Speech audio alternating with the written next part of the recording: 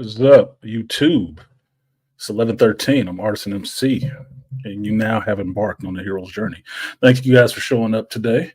Um, I'm kind of disappointed, yo. I'm kind of disappointed. I thought I was dealing with some people my same age because I don't know about you, but let me hear my throat.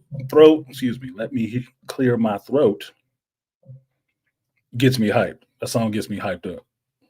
So I had to be jumping around and here sitting in a chair looking goofy as shit. I don't give a damn. That's a good song. So shout out to Malika Me Bain for reminding me of that song. I think this week he sent it to me. Like it was like, what was it? Like not even a 25-year or something like that anniversary of that song or something like that. Automatically went on the playlist for Sunday. Automatically on the playlist for Sunday. Hell yeah, man. I love this damn song. Oh my goodness. You got so nuts at parties with that song? Come on, man. So I'm kind of disappointed in y'all. I thought we were all the same age. I thought we was all cool. And y'all didn't throw your hands up in the chat or nothing. What the fuck? Y'all let me down, man. I'm kind of disappointed. And I now cannot recommend this stream to any younger people I know. I can't. You ruined it for them. You ruined it for them. You didn't ruin it for me because I got my memories of people dancing and loving the song. They don't have it because they don't know it. You got Dougie Fresh. You got Bismarck. Only person missing from that lineup, but he wasn't as good of a rapper, was the Fat Boy's Human Beatbox. That's the only person that was missing from that song. But DJ Cool, for all of y'all who wonder why rap is trash nowadays, watch that video. Those are hip hop artists. There's a difference between a rapper and a hip hop artist. Those are hip hop artists. They perform. They know how to rock a crowd. They earn the title of MC. That's why I tell you, I'm Artisan Mac. I wouldn't say this is my strong suit. Okay, I'm working at it though, right? But they knew how to rock a crowd. They knew every one of those dudes up there knew how to rock a crowd. And you saw when they did their intro. When they did their intro and came in, it was hyping up the crowd. And the crowd was with them. Holy shit, dude. The video was filmed in the club. That is not bullshit. Now, I know what it was that Malika sent me. He sent me the recent version where they performed, I think it was at LL's thing. They were on stage together, and I'm like, damn, these dudes look old as fuck. But went back and watched that old video. Hell yeah. Hell yeah. Sorry, I was cleaning my throat. Funny, no one. Funny. No one got jokes. Thank you for showing up with the jokes, man. I needed that. You know, I like crowd response. That's more fun for me. I can talk to myself and the voices in my head, but you know, sometimes we'll be in agreement. So it's better to get that outside opinion. So they say we're taking us to church. You have sinned, young lady. I rebuke you. So, Malika, throw your hand up if you're still in here, because I got something to say to you, sir. Aqua said, I'm nodding my head. What more do you want? And get up out your chair, Aqua Techie. Get the hell up, man. I can't see you nodding your head at your house. You can get up and just dance around the room, nigga. Do the Dougie or something like that. Something. I gotta know. You can't be embarrassed. I can't see you. Good cup of coffee. No. I told you it will never be that again. It won't. It's not. It's the same coffee too. Same coffee, same creamer, same sugar, same Negro, same taste buds. Not the same. Not the same. This one is a little bit bitter. It's a little bit too much cream in it. And it's not warm enough. It's not strong enough. Look, I know things. My head is not big because it's empty. I know things. So it is what the hell it is, man. I deal with it. I deal with it and just live with the fact that I knew it was that good before. And now I will keep trying to get it that good again. But I know it will never reach that point. All right, so what we got on there? I'm sorry if I'm not sorry, but if it is your bad misfortune to have not caught AM show today, you need to really reevaluate your life. Because he was talking about something that I was not going to go into because I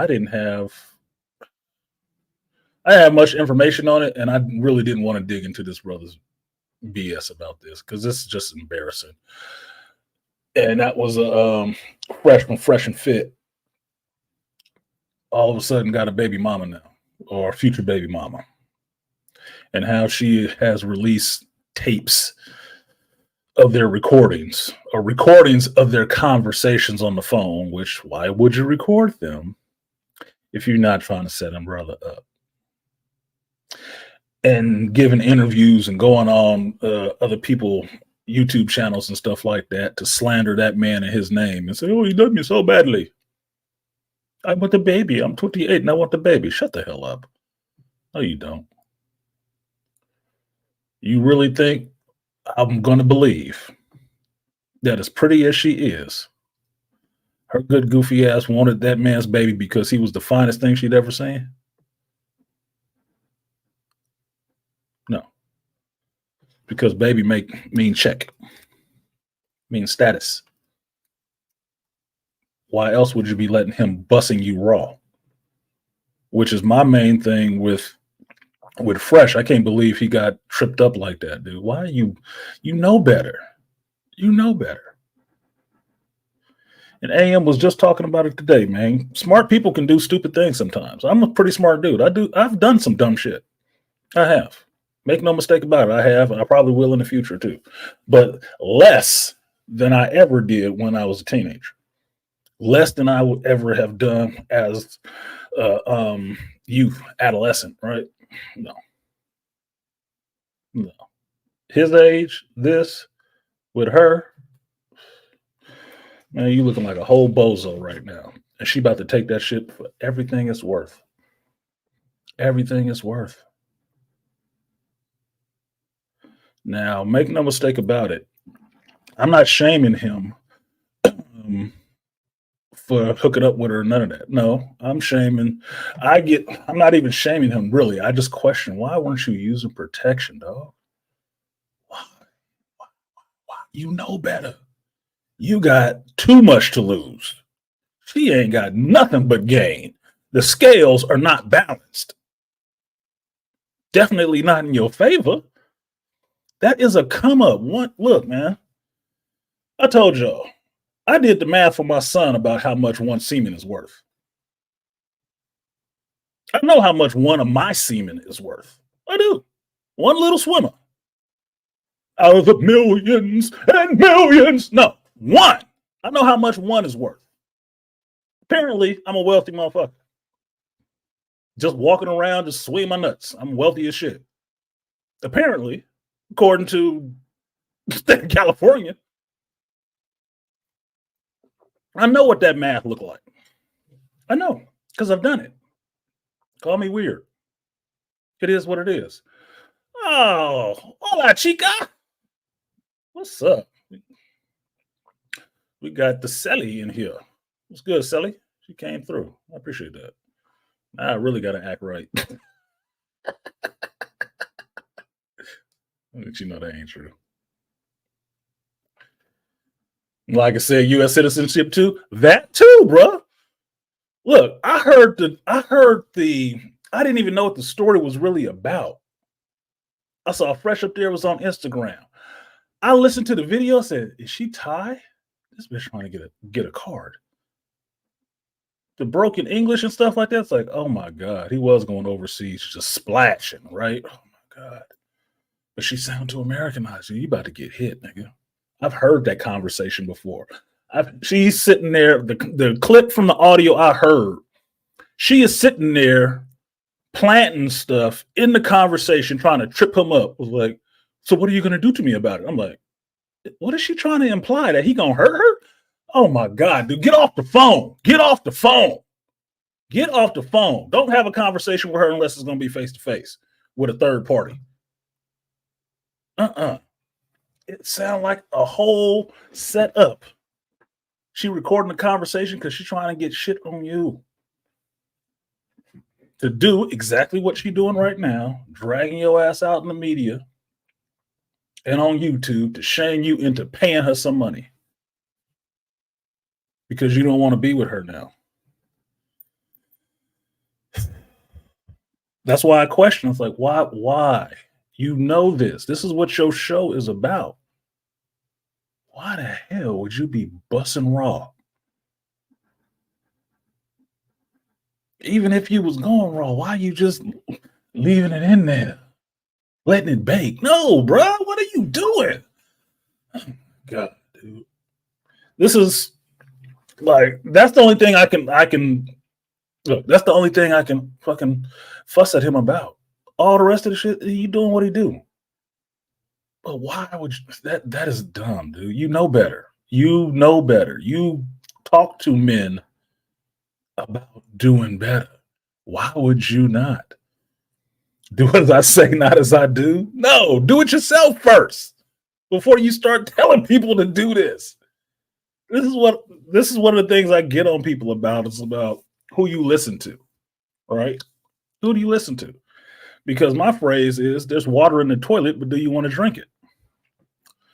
If you can't see them operating that way in their real life, why would you follow what they say? Because it seems to me, if what you're saying worked, you'd be doing it in your life. And I would see the results of what you're doing working. But if I can't see the results in your life of what you're saying and you using what you say yourself in your life and it working, then why the hell should I be following you? Why should I be listening to you? Mm-mm. I need to see a proof of concept. Sorry, I need to see this working. I had this argument with my homeboy before about an older chick he was dealing with. And he was bitching at her because he couldn't get her to get this money together and buy this house the way he was telling her to do it. And I told him, it's like, bro, you realize you don't own a house, right? She already owns a house and she didn't get it from divorce. So why does she need to listen to you on how to buy a house? Seems to me if you stop worrying about trying to get some chick on your team to buy this house for you, which is a female's thinking, mind you. I told him that shit too. This is my homeboy. I don't pull punches. That maybe you should just do it yourself your way and prove that it can work that way. Then she'd probably be more apt to follow you. Just saying. He want to hear that shit. He'd be more happy to keep, bitching about her not doing it his way when she's already done it her way and it worked for her. I'm not saying it was the right way. I'm not saying it's the best way it could have actually been, but you can't argue with results. She did it her way. She got the result of owning a house. Whether she paid too much or paid too little or didn't look at this and didn't look at that, she didn't have that knowledge, but she did accomplish the set out goal to buy a home. She is a homeowner. You are not. So why should she listen to you? She's dumb enough for entertaining that conversation. Because if it was reversed, you wouldn't be listening to her. You wouldn't. But that's just common sense stuff. Yeah, broken clocks are always right twice a day. Exactly. Even a clock with no batteries in it is right at least twice a day. Jesus. Oh my God. So hearing this stuff from this chick and how she's going about it, guys who know better know what it is. We know what it is with that. Am I shaming Fresh for it? No, I'm not. You pulled out too late, homie. Apparently. Because I never, absolutely never believe a chick if part of her argument is after the guy is gone and she talking about she got a baby, is that, oh, he said he was going to have a child together and we were going to buy us a house. And no, he didn't. No, he didn't. No dude ever says that. Not a one. There is not a dude that's smashing you, telling you that shit. If there is, you wouldn't have been messing with him anyway, because you already would have figured out he was full of shit. No dude has to say that. Dudes that say that to try to get a chick so they can smash ain't about shit. He don't have to tell you he'd buy you a house. You know he got money. So why would he have to say that?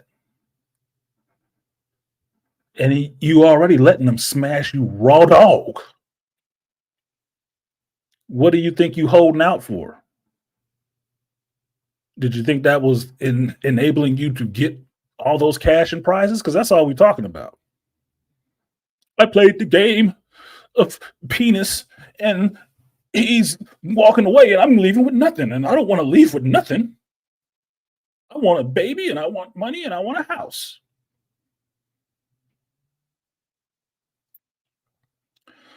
Look, there's one type of woman that I would tell any young man to avoid in your really careless penis years, be it from puberty up until you stop, apparently.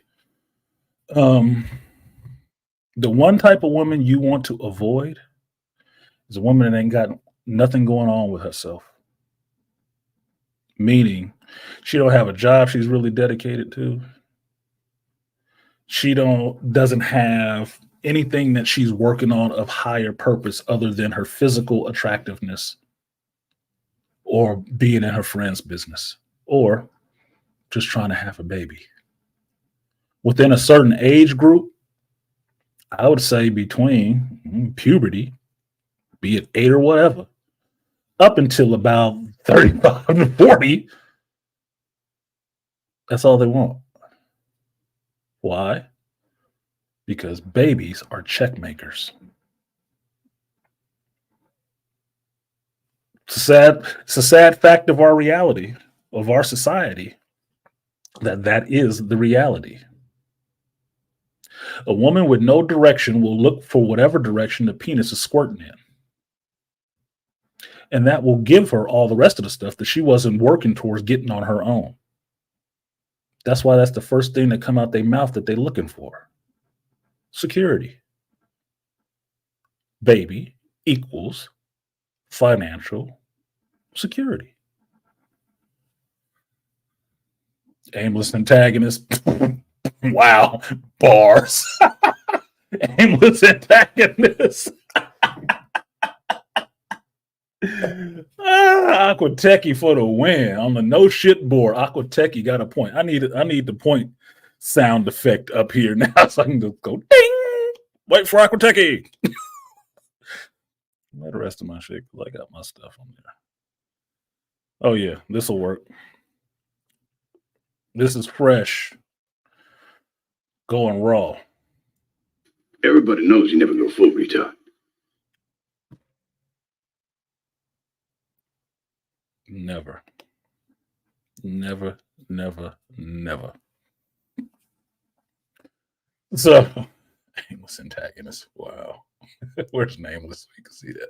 You'll laugh at that shit. You don't go for women who have no purpose. You don't. You know the woman, if you just really want to just shoot up the club,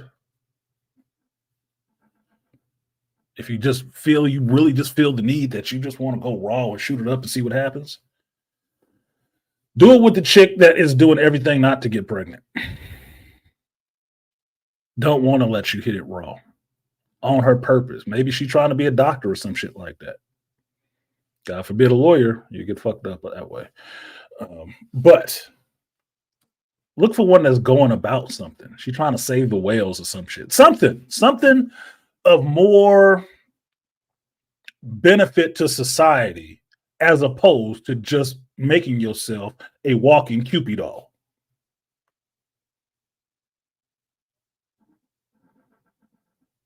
Try to get her pregnant. See what happens. No. You'll be the one down to the clinic if she get close, taking Plan B like Skittles and aborting your fucking baby. If you about shit or not. She got things she's working on. This is not the time for that. Because I've never seen a woman in her 20s who really about something, who really has a goal for herself, trying to have a baby.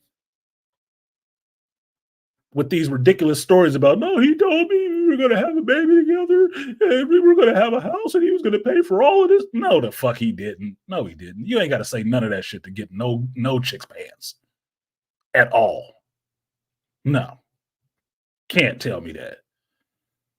I use this analogy all the time because it's true. And most of us know this stuff.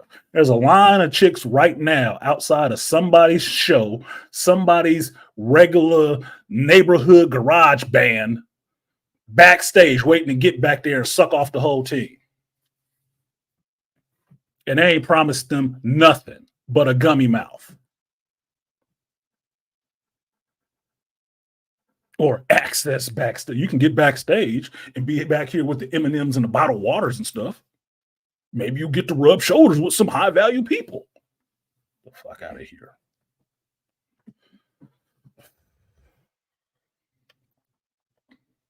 Yeah. Look, I was watching Physical 100 on Netflix Friday night, right?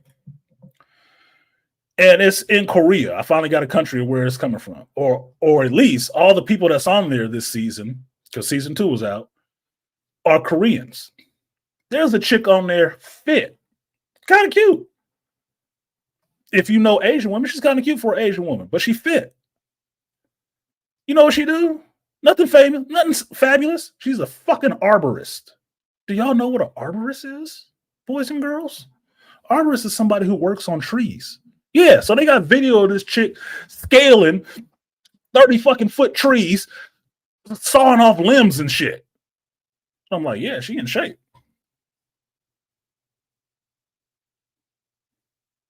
Nice, feminine looking, but she do this little, manly shit.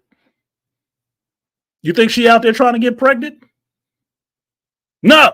You know why? You can't fucking climb a tree with a pop belly. It's not in line with what she wants to do with her life.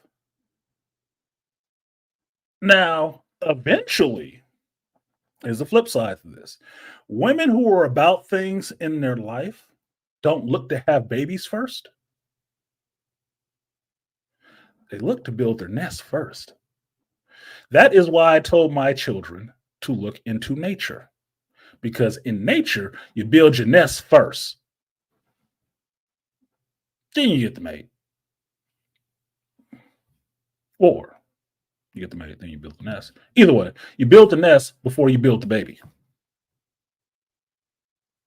Because where are you going to drop the baby if you don't have no nest? It is a dumb creature in nature to have a baby first, have no mate and no nest, and be looking for somebody to give them those two things. You will not survive in the wild because that's backwards thinking. Now, even a woman who is about herself has some goals. Yeah, it will be kind of stressful for you because a pregnancy will be something that's scheduled for her. It will, depending on what kind of dude you are. But it will happen in its due course. All the rest of that stuff will be in line before that happens, which is the way it should be. I know we're not supposed to say things absolutes like that nowadays because everybody want to play in the damn make it up as we go gray area. But no, that's the way it's supposed to happen. That is the most conducive psychologically, emotionally, financially, just common sense wise way that it should happen. And it works. because then there's no stress. It's less stress on you. It's less stress on your mate. It's less stress on the child when it comes into this world, because then you can just be happy and be parents. Because hopefully you got that mating and relationship part out the way to where, yeah, this is the natural outgrowth of you guys' relationship. Yeah, let's throw a baby in this, man. We rocking good. We good. We got a solid relationship, man. We've been together like 5-6 years. Yeah, we can do that. What the hell? We got a dog and everything else in the house. Yeah, look, I'll turn that little office into a baby's room. How about that? How about that? Like, yeah, it'd be cute. I mean, one of us gonna be getting up. I don't like getting up. So from year 0 to 2, it could be all you. But from 2 on, I got you. I got you, because I don't like changing diapers. I really don't.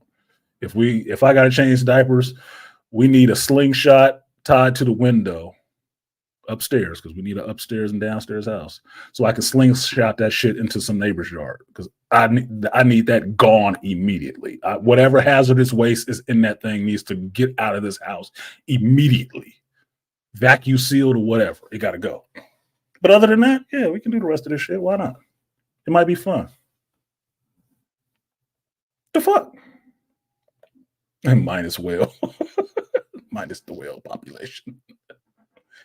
Trees do need maintenance. But here's the thing, Aquatechy. Why is a chick doing that more attractive to me than this looking like a bimbo doll sitting up there saying this stuff about he promised me a house, he promised me this, he promised me a baby, he promised me a house? This chick is actually, the chick that's an arborist is actually working on something, which means she has the mind state to put in work to get what she wants done. She has that mind state. Now, it could be said that made-up chick put in some work to get what she wanted done too. Yeah, there could be. But that's not the kind of work I appreciate. No, it's not. I do respect a chick that can get dirty, get her hands dirty, getting some stuff done. Because then if you're together and you buy a house or something like that together, y'all ain't got to pay people like me to come do stuff that you can do in your house. Like, the gardening, cleaning up the trash, fixing some stuff. You handy. You got a good grip. There's just some stuff I can count on now. Otherwise, you ain't good for nothing but making reservations and orders. No, absolutely not. The hell you gonna teach my child?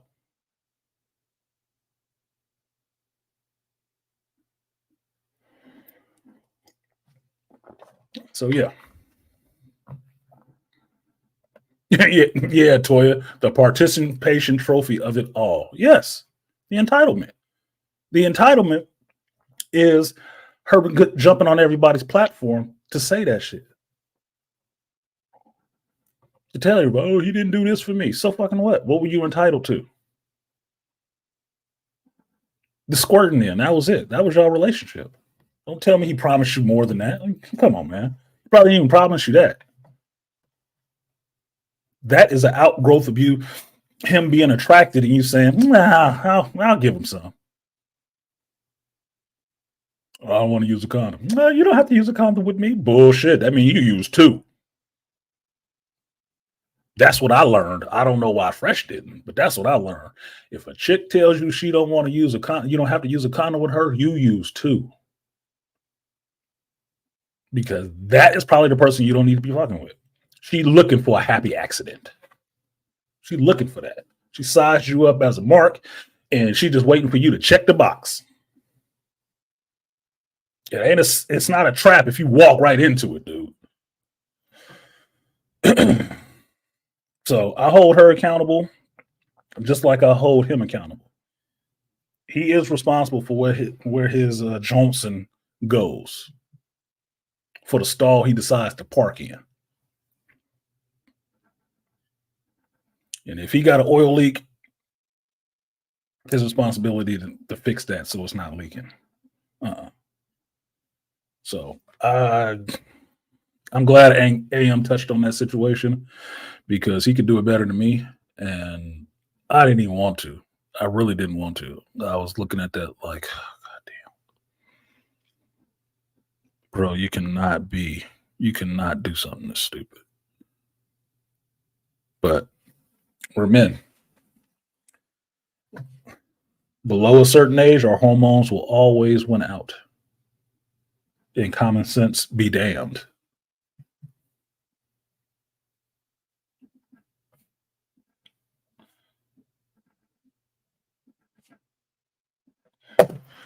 All right, let me get to some of these supers real quick. Real quick. No, you don't necessarily. You don't. But here's the thing of it, Malika. In general, no one, male or female, owes you anything. Even your parents, after a certain point, don't owe you shit. It's beneficial, but they don't owe it to you. What is owed to you is what you earn. That's what's owed to you. Now, it can be said, the argument can be made, this chick put in the work to get a baby out of him by letting him bussing her. Yeah, she put that work in. She got to hang around with him. She got to lay down with him and do all the things, hetero or just sexual people do with each other. All the licking and the sucking and all the rest of that stuff of this dude trying to get the gush in the right place. Yeah, it could be said she put in the work for that. But that ain't owed to her. No, it's not. That's different. Why? Because that is his and how men should actually see it. That is your genetic legacy. That is your heritage. Does she deserve it? Because I heard somebody in AM's chat say he took her down to Barbados to meet his family and stuff like that. So fucking what? So? Look, man. Egyptian Cotton, my ex.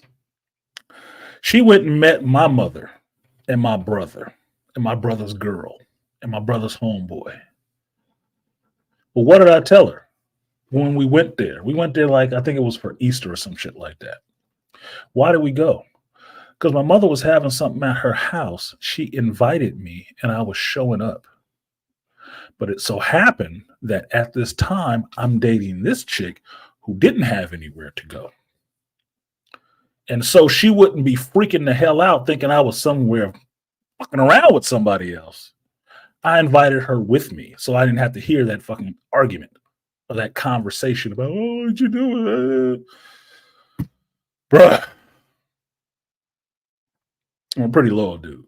It's just what it is. If you my woman, you my woman.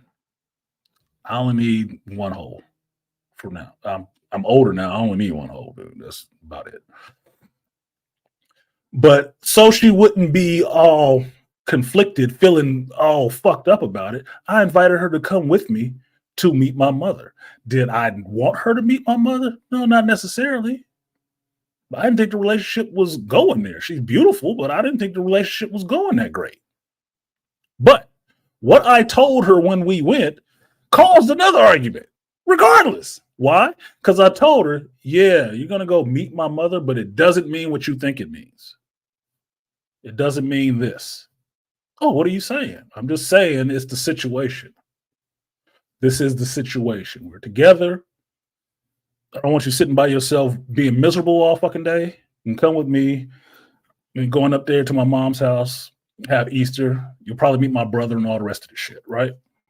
But it's not that big of a deal. What the hell is this? You know what she got pissed off about? That it wasn't that big of a deal. Even though she got to go up there and smoke with my brother.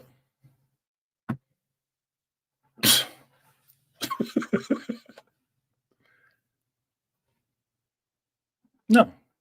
But she didn't deserve to meet my mother. No, she wasn't at that level yet. Shame you had to manage that insecurity. So that's what I do a lot of times. And like Angry Man was saying, that's partly my fault. It is, because I don't bring insecurities to people. They already have them. That's the part that pisses me off, that I end up getting when you guys hear me talking about I have a bunch of X's and how I classify them, so you'll know who I'm talking about, is because I end up running into conflict with people's traumas, their brokenness. And because of the type of person I am, I expect people to fix that kind of shit. I don't take it on as being mine. I had one ex who blamed me for all of this shit. And the shit she is blaming me with for was stuff that I didn't even do. Like, motherfucker, I didn't raise you.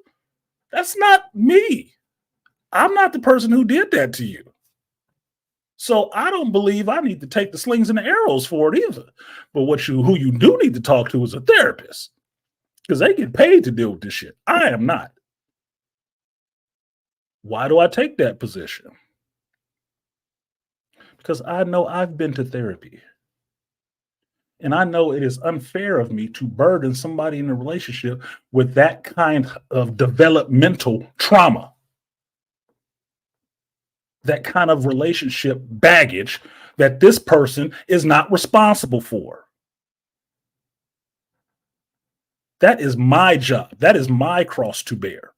So I will take it to somebody in a safe place that can actually help me deal with that shit and put it into some context, so I don't trudge that mud of my life into theirs and try to make them responsible for all this heaps of shit all over the place. No, that's wrong. That is toxic. That's what toxicity is. No, that's how I get into issues. I get into issues because I expect people to work on this shit, and I will call them on it. And I have no problem doing it. And I can sound robotic and unemotional as fuck. No, you need to deal with that. You don't care? No, I don't. See, that's your problem. You just don't give a fuck. I don't give a fuck about that. I can tell you what I do give a fuck about, though. I give a fuck about your tone when you're talking to me. Take that shit to the motherfucker who did it and let them deal with that. But if you're not going to talk to them about it, you can't be yelling at me for it. Mm-mm. I don't do that. That's not healthy.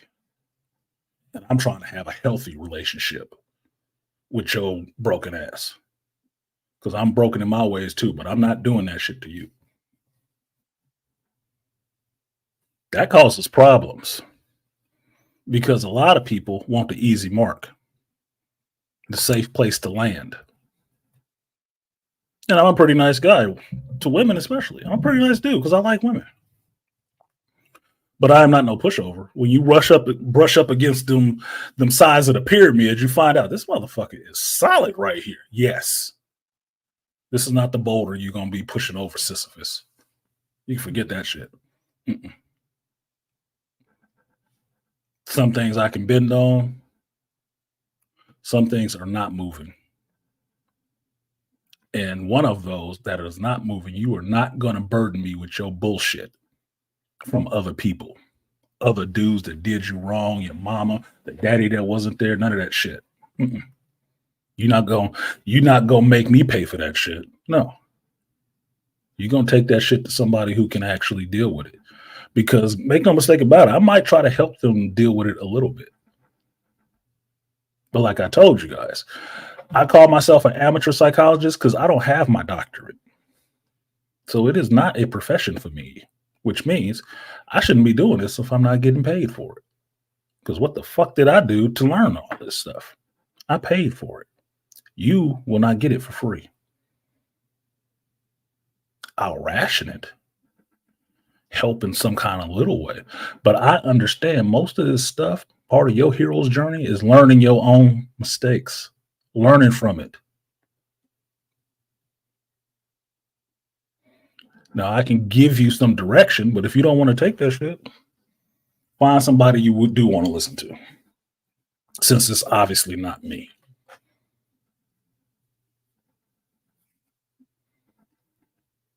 It is what it is.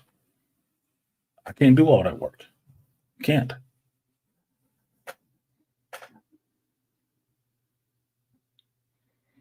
Toya too. So insecurities, Toya, is always something I deal with. When I came out of my marriage, that was the first thing I learned is that that was one of the first rules that I had outside of not putting myself last. One of the other ones is that insecurities kill relationships. And I cannot deal with a woman that has that many insecurities because I cannot make them secure. I didn't break it. I damn sure can't fix it. I can mitigate it, which is different than fixing anything, but I can't fix it. Only they can. And chances are they've lived that way for so long, they don't know how to not live that way. BGS has said many times in this space, talking to people and actually trying to show them logic and data and everything else, and they still hold to what they know, because you can't break somebody's whole paradigm and not give them something else to live to. And what we know about some people, talking about women right now, so this is where it's going to fall, is that they don't go the hard road. They want the easy walk. They don't want the hard sell. They want the easy sell, which means they don't want the dude that's going to hold their ass accountable the whole time. They want the one that lets them do whatever the fuck they want to, like spoiled children. Understand, if you've ever been in a situation, you have siblings or you have kids, and you got the one kid that's always up to something, always coming to you to ask you for the shit, and there's two adults in the house, understand that that child has figured out that you're the weak link. That's what that means. It doesn't mean that you're their favorite. You are the weak one. Adults do it all the time. At my job, there are certain people that some of our admins always go to, because our admins are women, right? And if they want something done, they always go to certain people. Why is that? Because those people don't give them any pushback. Oh no, she's a queen and she's everything else. Yeah, anything you need, man, I'll do it for you. And that's why they always go to you with that bullshit. That's why they always go there with you. They don't always go there with me, because, and they've complained about this, because I ask questions. Because I ask questions. Why am I getting this? Whose job was it to do? Why are they not doing it? No, I don't have time for that today. They get really upset with that shit.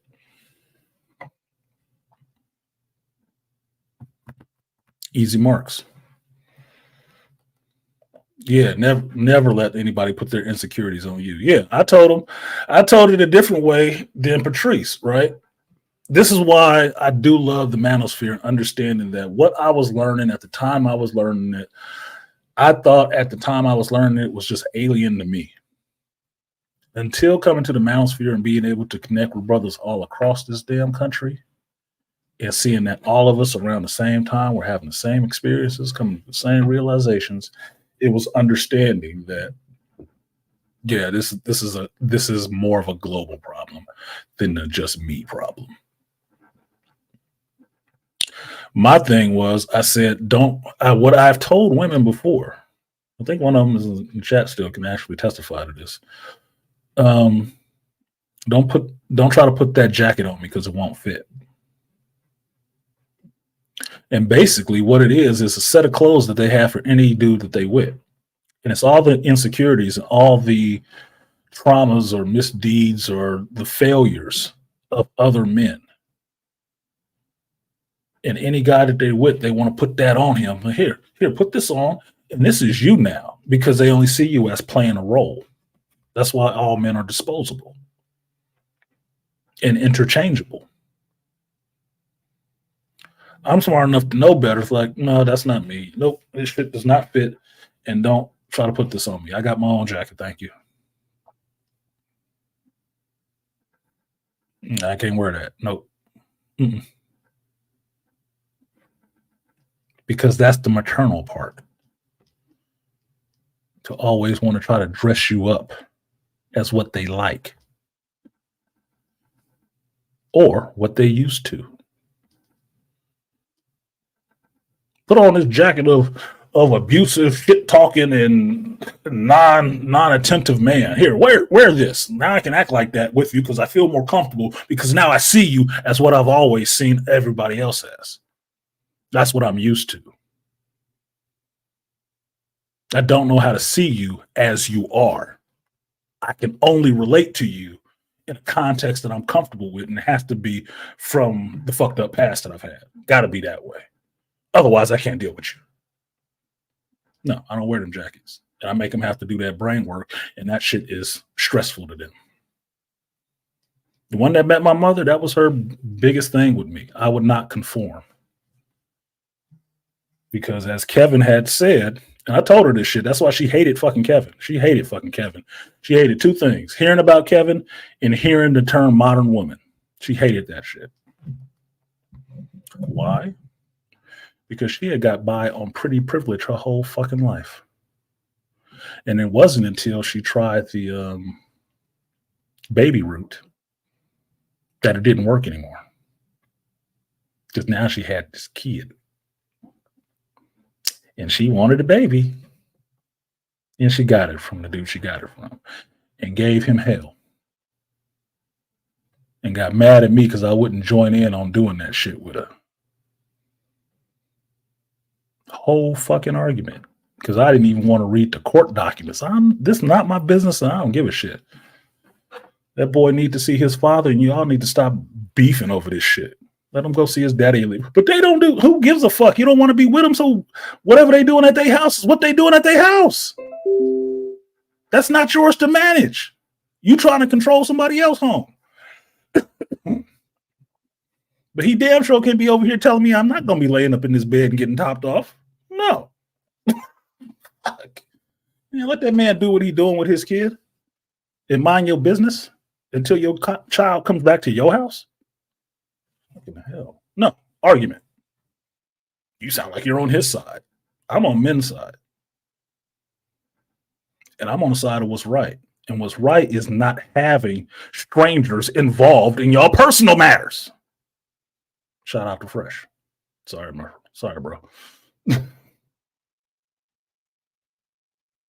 I'm missing that gene. I be minding like out of my own business. Yeah, Toya, but you're a little different, Toya. You got to accept that. You got to accept that and remind yourself of that often.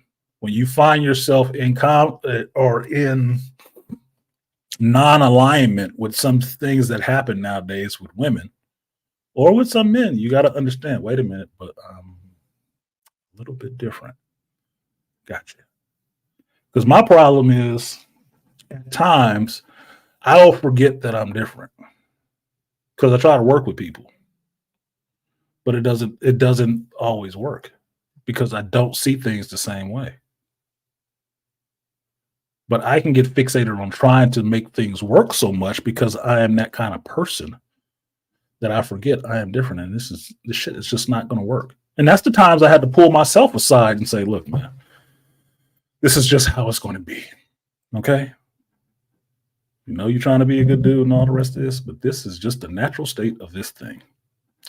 Let it go to fuck about its life the way it's going.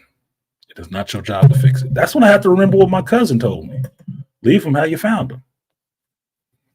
If she was doing this goofy stuff up front, let her continue on her journey. Because that's what the hell she's going to be doing. You're going to have a harder time trying to reverse engineer her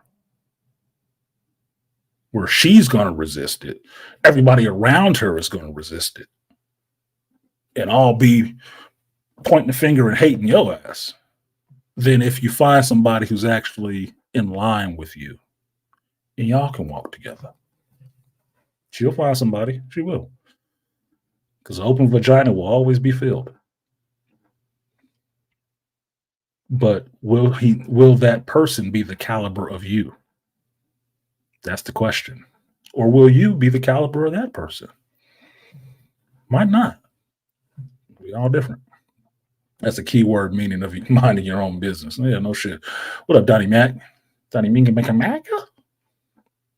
Yeah, so like I said, I thank AM for going in and talking about that shit. And I got to the conversation late. But even then, even getting to the conversation late, that motherfucker was in there dropping bars. Bars of gold.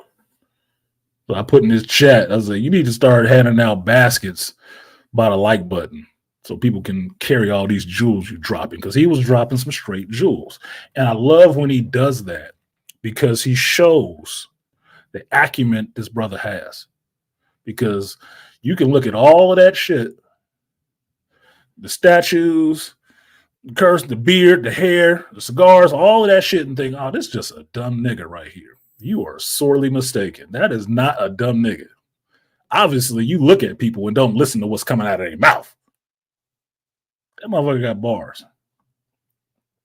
because he's studied. He's trained himself. He's learned himself. He actually ponders and questions the world around him and has never stopped doing that shit. That's why he figures out stuff without having somebody else tell him what the answer was. He came to his own conclusions. And he pays the price for that shit because knowledge is its own burden. It is. You can't go backwards. You can't. Once you know things like that, you cannot go backwards. And it lets you see everything in a different light. Some people do not like it. Try being kind of quiet, kind of smart dude, and then sitting down with somebody and talking to them and listening for a while. And then they ask you about something, and then you start hitting them with just straight knowledge, and they see their eyes get wild, like, oh shit. It looks like that moment in They Live. We got one who can see. Oh my God. You were paying attention to that? Wait a minute. I can't live under that kind of scrutiny. It's not scrutiny, it's just observance. Observe. That's like the first rule in like science, right? Scientific method. You observe. Pay attention, take notes. I take mental notes of everything. It's just how my brain works. I had to explain this to my supervisor, what was it, Thursday, about psychology of fucking thieves. And just how you can tell if you got a thief operating in your midst and what staging means. So you see all that stuff is moved now and it's sitting closer to the door, all stacked together. Somebody is setting that shit up to take it out of here. You should probably put it away. That's called staging. If you ever worked loss prevention or anything like that, you would understand that. Goofy motherfuckers. I said, I don't need things hidden away.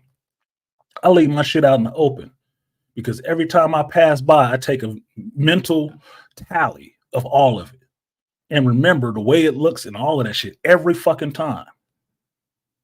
I do that all the time. That's just how my brain works. It is a masterful computer with remembering shit like that. Positions, angles, all of that shit. So I can walk through and do a Terminator sweep looking at the whole room and know where everything is. And come back to it an hour, a day, whatever later and tell you what things is missing. Form of OCD or form of genius. They don't do that. They can't remember where something was 5 minutes ago. That's why they're always losing shit. But I tell them, no. Where's that thing I gave you yesterday? Oh, it's where you left it. No, it's not. Where is it? We had to walk in there and visually show him it wasn't there anymore. No, it's gone. And in 3 other things. I said, exactly. What 3 things were they? All these other handheld things that are expensive. And where are they now? Oh, they're all stacked up over there near the door.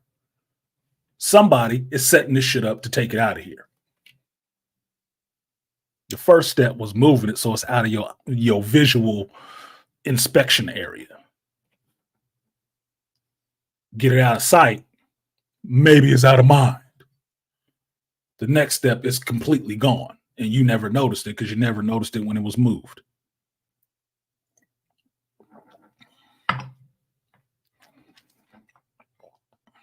I pay attention to everything. Woman told me this before, and I laughed out loud when I heard it, but she said, little bunnies have big ears. You know why? Because they listen to everything. And I listen, I watch, and I pay attention to everything. Can't help it. That's just the way my brain works. So I don't miss very many things. In conversation, in written form, none of that shit. But I also understand what a lot of this shit means. In front of you and below, behind your back. It makes it tough to deal with. Relationship-wise. Because you're not going to be pulling a bunch of shit. But that's no different than a guy who understands that a chick that he's messing with will know automatically if he's fucking around on her. Because she's paying attention to everything you're doing. Like if you came in a room smelling wrong, like, where the hell you been? No, I was at work. I wouldn't know you wasn't. That smelled like some fucking Lancome bullshit. What is that? That's not the soap we use here. She will know, nigga. The last personal anecdotal story, and then I'm gonna move on to the geek stuff. But I told y'all about my homeboy. My homeboy I used to do construction work with and did contracting with. Anthony, right? Shout out to Anthony. Not Anthony Azurius that's in the chat. That's a different Anthony. It's a carpenter. And he told me about his first wife. Right? This is Salsa Man. That's his nickname. It's Salsa Man, right? And Latino dude, he liked women. He do. He was married, had a house on a hill and everything with his wife, right? Because he was just hitting it that hard. He told me about one time he got busted fooling around on her because he went to the other chick's house, banged it out, took a shower and shit, right? Okay. When he came home, his wife told him, this is no bullshit, she told him she wanted to smell his dick. She didn't trust it, what he hadn't been doing, right? This motherfucker wanted him to drop trowel so she can smell his fucking dick. What was she looking for? The smell of soap. That's what she was looking for. Now, the reason I know this, and my homeboy told me this, knows this, he knew what she was looking for. That's why he took a bar of that same soap he kept in his car. So when he's taking a shower at the chick's house, he used the same soap. You get it? He knew what she was on. She kind of knew what he was on. She was just waiting for the confirmation. He had to go to the extent of carrying that kind of soap with him to try to make sure he got away with it because she was on it. Oh, nigga, let me smell your dick. No lipstick, no bites, no scratches, no perfume. You can't have none of that shit on you. Loose hair that don't look like you. Women pay attention to all of that shit. Always. So I do. I pay attention to all that shit. Oh no, that's just my friend. Oh yeah. That nigga want to fuck. No, he don't. Is he gay? No. And he definitely want to fuck you. Why? Because you're not ugly. You're not ugly. I wouldn't have pictured of you as ugly. I know that because I know it about myself. No, that's not the case. Okay. Tell him we just broke up and you lonely. See, only fly his ass over here with a box full of condoms.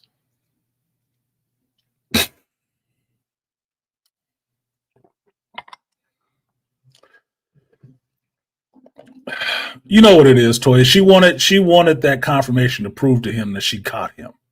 That's all it was. Because here's the thing that I fuck with people. Even if you know shit about people, right? I do this all the time. Even if you know stuff about people, it's not enough sometimes for you to know it. You want them to own it. That's why I said it's not, I don't worry about the fact that people lie because people lie. My concern is what they will lie about.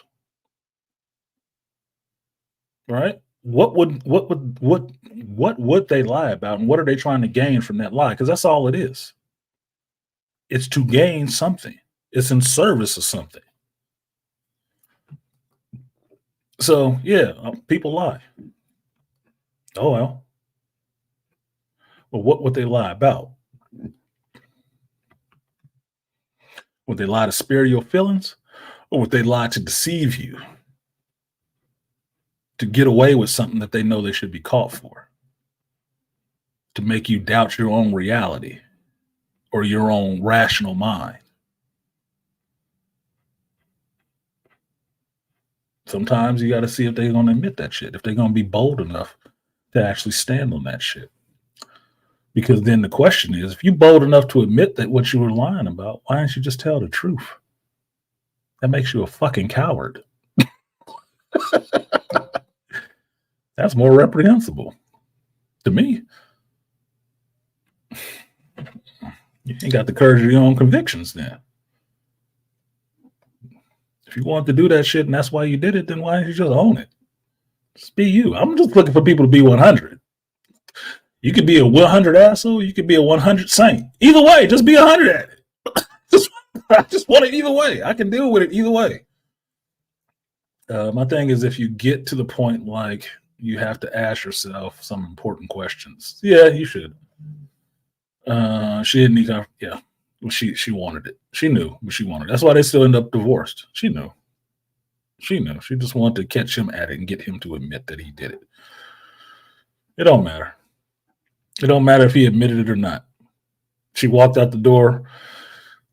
He was going to be that he did it, regardless if he did or didn't. That's going to be the story she's going to run with, and that's what she's telling everybody else. So it don't matter one way or the other. As a man, if you did or you didn't, it don't matter. The societal view of that shit is that you always guilty and you're always wrong, even if you ain't did shit. Right, and then what? Nag him about it until he leaves because she obviously wasn't going anywhere. Exactly. You know why, Toya? Because he's the one who had the money. Some women get in that role where they just want something to hold over the man's head to try to beat him down and tell him he's not shit. That's why they look so hard for that kind of stuff. That's why. If it's not there, they will manufacture it because they cannot operate in a role. They don't know how to operate in a role where they have to actually respect the man. They don't. That's not comfortable for them. Where they should actually look up to him and admire him a bit. They do not. I've heard women go in on other women because they looked at their man like that. Like he could do no wrong. He walked on water. They went in on that chick like she was broken. Oh, hell no. Oh, man. Hey, no, man. Perfect, girl. There are some decent dudes out here that wouldn't harm a hair on your head and do anything fucked up to you and only want to be in a relationship with a chick and be devoted to her if she's devoted to him. And if that chick has if she has a female in her group that would not be happy for her, she'll be the first one in that group telling her that man ain't about shit. He doing something wrong. Have we not heard the phrase, he too perfect, something got to be wrong? Have we not heard that before? I have. And I'm not a female. Something got to be wrong. No, nothing has to be wrong. Some things are just right.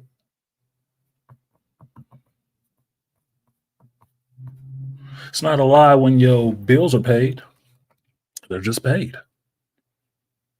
It's not a lie when the lights work. It's not a lie when the food is in the refrigerator. It's not a lie when you come home and this man being sweet to you and he kiss on you and love you. That's not a lie. It is what the hell it is. But if you want to look for fault in all of that shit, you got a problem. That is your toxicity coming out. Because you can't accept, and we've said it in the space a number of times, you don't know when you've won. You don't.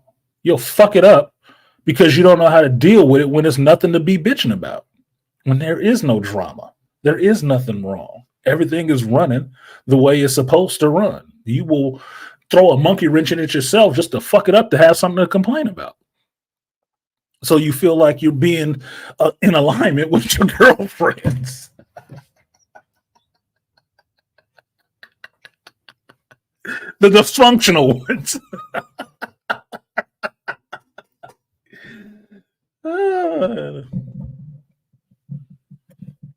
Those are tears of pain and joy. I've been there. I've been there.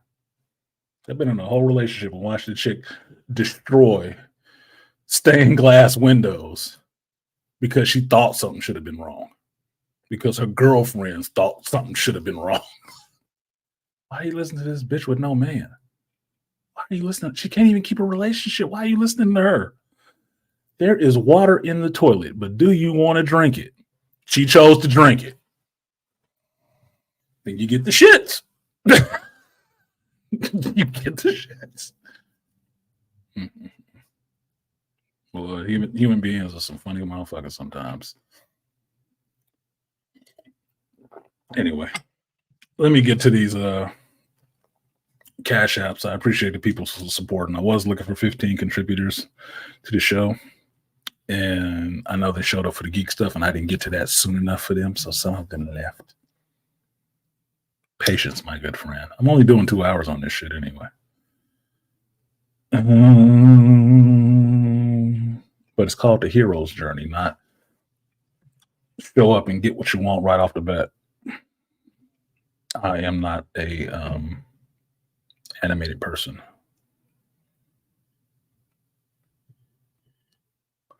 Got my own shit to talk about. So I wanted to give some light to that conversation that Ann was having, because there was a lot of good points made up in that conversation, which actually just spurred my thought process. And waking up and hearing that intellectual conversation was what the fuck I live for. I love that kind of stuff. Conversation that make your brain get going, like actually letting guys know that what did he say? The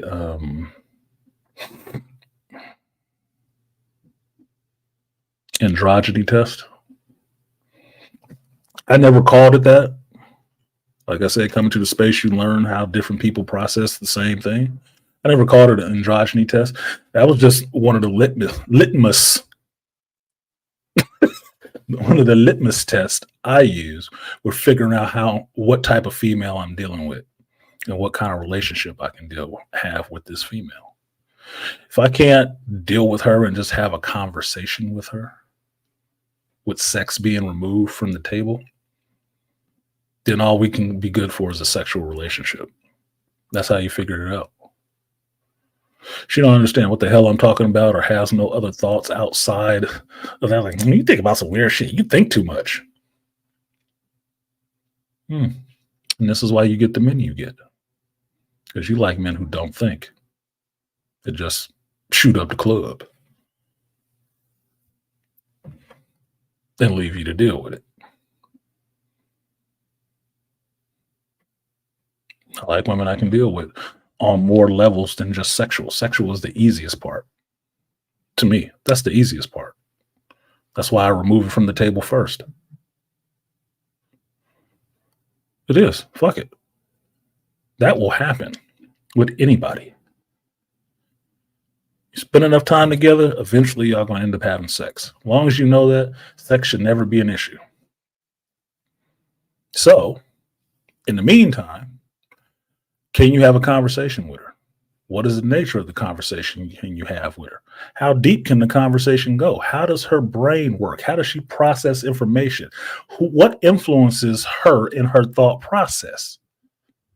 Does she read? Does she just listen to shit? What does she do that makes her who she is? Most dudes don't ask them kind of questions. I ask a lot of them kind of questions of chicks without overtly and covertly. I'll ask those kind of questions and look for the feedback, look for the response. And that's what makes them uncomfortable because they know I'm evaluating them. So what? You evaluating me on more or less of the same goddamn points? That's why I don't like asking the question of a woman I just met, what do you do for a living? None of your fucking business. I work. Why? Because that is her litmus test on if she should be talking to your ass or not, based on how much money she thinks you make. That means that's a bitch you don't need to be fucking with. It's a hoe. You just told me you're a whole hoe because you're looking for money first. The fuck does that have to do with anything else we're talking about? That's an automatic turnoff nowadays. Automatic. When I was younger, I felt insecure about that shit. I'm older. I don't give a fuck. That is an automatic turnoff. Like, okay, you just dropped down the list from potential to you could only be a wet spot.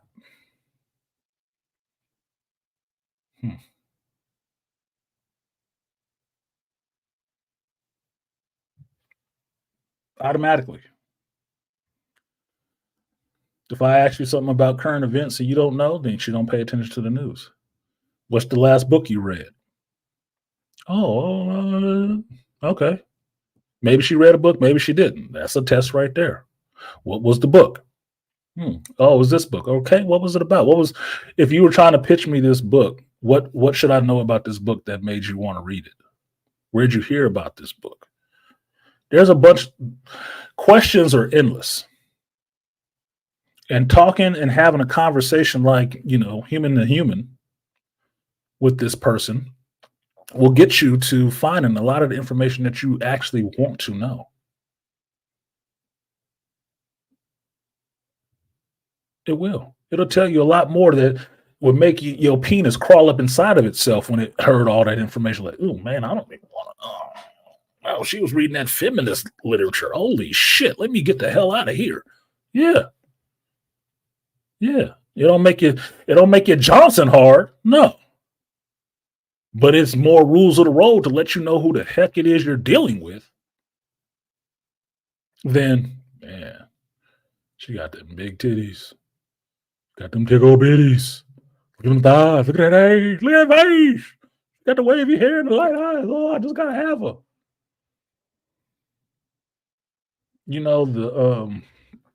Some of the most beautiful things in nature, birds and fish and stuff like that. Some of the most beautiful things in nature is the most poisonous things you can ever run up on. Will kill you. You know that? You think it's different for human beings?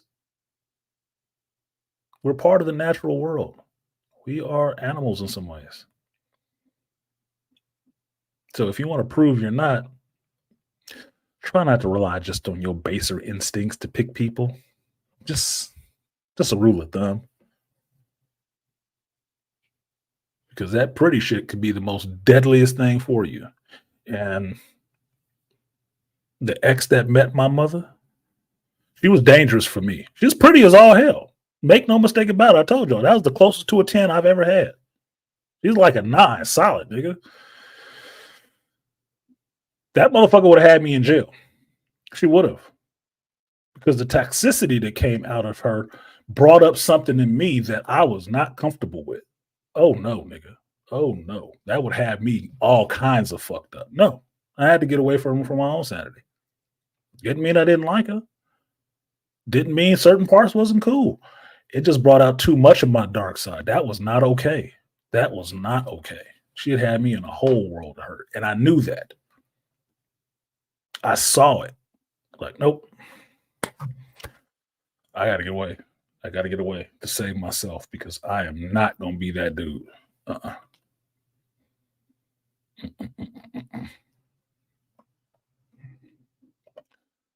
I want the woman to arouse my intellect as well as my loins. Yeah, exactly. That's the part first. Women say that shit about being sapiosexual. No, the fuck they're not. No, they're not. Because any woman that's telling you that, ask her something intellectual, and she will fucking eyes will glaze over.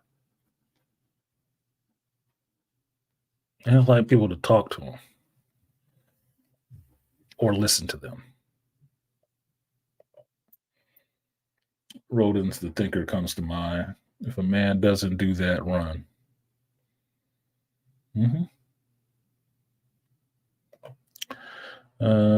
I need to be able to stand you when you ain't horizontal. Exactly, Toya.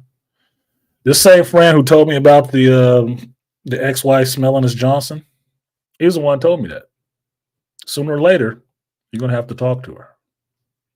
Yeah, the beginning parts of a relationship is all wonderful. You can lay down, you can have sex, you can do all the freaky shit you ever wanted to do in life. But post-coitus, you're laying in the bed right there feeling like, oh, that was a good one. I just got that off. She don't know nothing about this TV show. Nothing about these movies. There's a total eclipse happening today. She don't know nothing. She don't give a fuck about none of that astrological science shit. Oh, god damn. Look, I got something to do. I'm going to have to leave. Yeah, I know. Yeah, sorry. I got to go. Yeah. Sooner or later, you're going to have to talk to him and have a real conversation. And that lets you know what the hell it is that you're dealing with then. But, okay. What up, P-Dub? Pragmatic Prime in the building. No one got jokes today, y'all. He on the board. He on the ain't shit board today, too. I do need to get that little ding for that. Ding. Point for no one. On the ain't shit board. Point for no one on the board. American woman, stay away from me. You ain't shit. Not shit. Like I said, I want a woman to. Oh no, I read that one. My bad. Yeah, so that's what it is. So let me get to this. So shout out to the Malika Me Bane for supporting the stream early. I think he did it Thursday or Friday, and I don't know how you did that, Malika, with the Cash App thing. It came through different. It came through as like, oh, Darren did that shit too. With like, that shit's cool as fuck. I see Darren know how to do it too. First time I saw that shit. So appreciate you, Malika. That's cool. I like seeing cool stuff. You know, I'm an artsy kind of dude. I'm an artsy Negro. I like seeing that artistic stuff. It came like big and bold. I guess they must have caught an update. So shout out to Malika Me Bane. I will give you that 3B.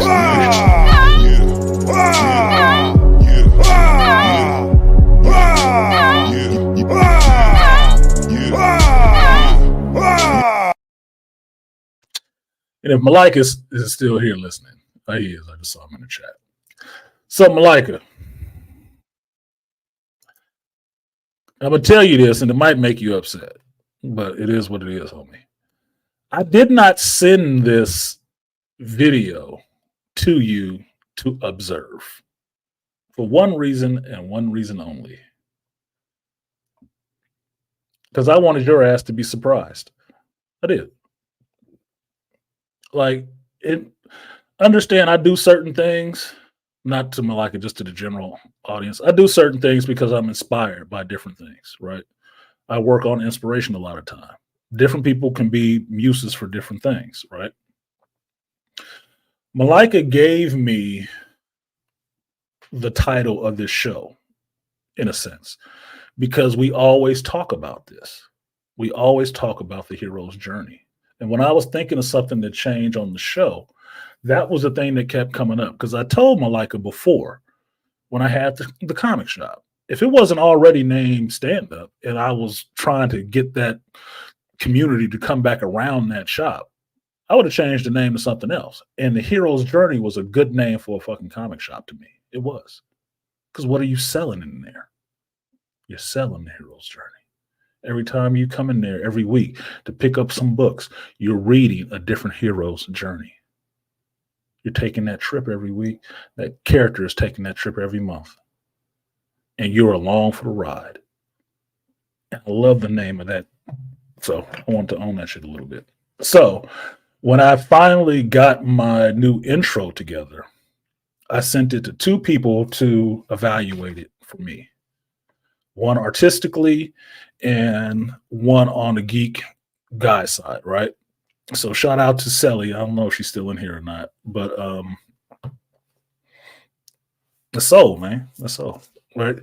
I had her look over it, right? I had her look over it because she's artistic. She is one of the ones responsible for, well, not one of the ones. She is responsible. Her sense of being a muse inspired this intro. I'll play it real quick.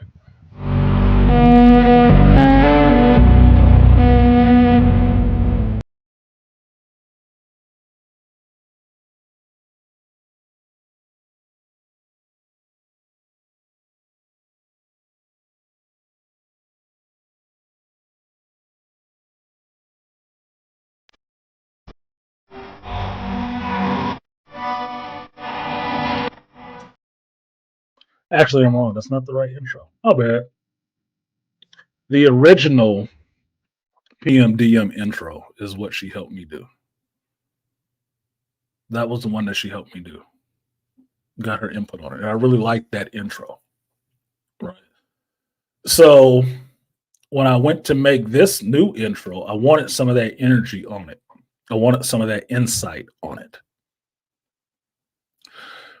But it was spurned off of the name of the show that I changed it to, and an idea I had for everyone taking their journey. And I knew I sent it to the right person because as soon as I played it, let her watch it, and she gave me back the artistic feedback on it. It was, I get it, it's about this, that, and the other. She got it already. She got the metaphors in it. But I purposely didn't send it to Malika because I thought about it really hard too. I said, should I send it to Malika to ask him what he thinks? I mean, he's kind of responsible in some ways for it. Nah, let that nigga be surprised, right? That'll be surprised. You know, it'll be a surprise for the nigga. So, for y'all that didn't show up at the beginning of the show, and anybody on the replay gang, so what? This is the new intro for the show.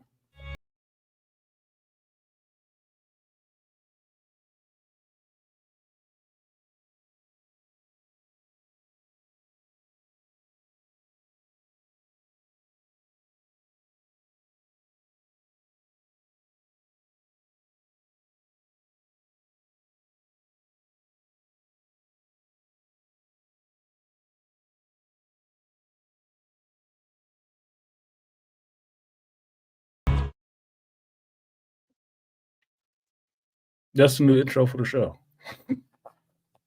So I liked it. I liked the song. And when I sent it to my boy Black Bane, let Black Bane look it over. He got it. He even pointed out something I hadn't even thought about, didn't even catch the first time, which is that he liked the song choice that I picked. He said, "Hey, yeah, that's the funeral march from Flash Gordon." And I'm like, "What the fuck? Really? I don't remember that." He said, "No, yeah, the funeral march in the '80s Flash Gordon, where Queen was playing the music. That's the funeral march." So get the fuck out of here. That's probably why I like that shit, because it's sitting in my memory somewhere that I liked it before. I said, let me go back. I got to go back and look at this shit. But he liked it. He was like, "Oh, that's awesome."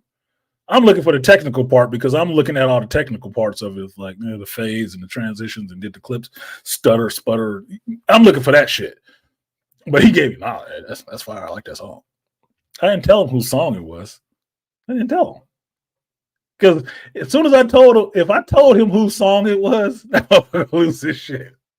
He said, nah. Now, the only person who ain't seen it yet was Charles. Charles Faulkner. Why? Because I got Superman at the end of that shit. You're going to have something to say about that, I know. But as far as you know, that's black. That's a black dude. That motherfucker shaded out as fuck. But yeah, that's why I didn't send it to Malika. I didn't send it to Malika because I wanted them to be surprised. I wanted them to be surprised because I appreciate that brother for what he gives to the space and how supportive he is of the brothers in the space. So appreciate you, Malika, my cinephilic brother. You know that. I say that every time, and I don't mean it any lighter every time I say it. It takes nothing away from it. The more I say it, the more I mean that shit. Just what it is. So I mean that shit sincerely. Appreciate you, Malika. So thank you for that. Now, moving on from that. You got to stick around to the end to see the outro. I'm not gonna play that shit now, but should be good for a couple of people. I'm not saying who, but it should be good for a couple of people if they ever watch this shit. I liked it. I went through 5 variations of the shit right when I sent it to people to actually critique. So it's probably not done yet. I'll probably tweak it 5 more times. Probably tweak it 5 more times just because. Look who. Why you raise your hand, JT? I didn't say nothing to you. I didn't say nothing about you. JT left my ass on the back burner. I sent him that shit. He didn't even respond. I'm like, nigga, you seen it. You saw it. You didn't say. All right, never mind. I revised it 3 times in the time that you didn't respond. So I had to delete that other one. You didn't respond. I'm a creative person. I just changed it. I changed it 3 other times. You didn't respond in that 10-minute period. I changed it 3 other times. It's not even that version no more. That version don't exist anymore. I threw that shit away. Gotta be on it, man. You ride with them creative juices when you're in the flow. You gotta ride with it. He said I wasn't home. I don't give a shit. I asked your opinion, man. I don't do that all the time. I don't usually ask people's opinions. But I value you enough that I did. You left me hanging, nigga. Fuck it. I ain't mad at you. I'm not mad at you. For everybody who don't know, this is me just fucking with JT. This is me fucking with my homeboy. That's all it is. I ain't mad at him.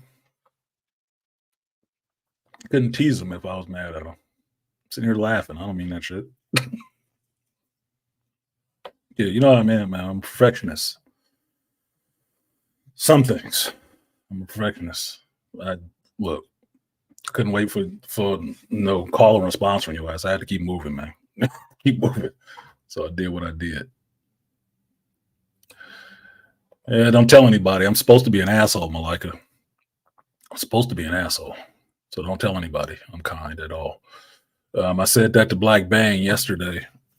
We were talking about the after he was giving me his feedback, we were talking, and I was explaining it to him. The overall message of it is that on your hero's journey, you will be both the hero and the villain. To somebody else's story, you're the villain. And this goofy chick's story of her life so far, up to this 28 years, up to this point, Fresh is a villain now. For doing what? Showing her some things that she probably had no right to be shown, and giving her what should be the gift of,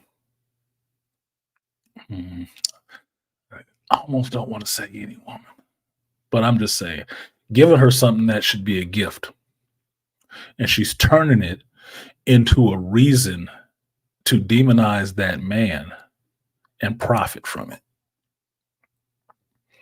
Because it's not coming from a place of an outpouring of love.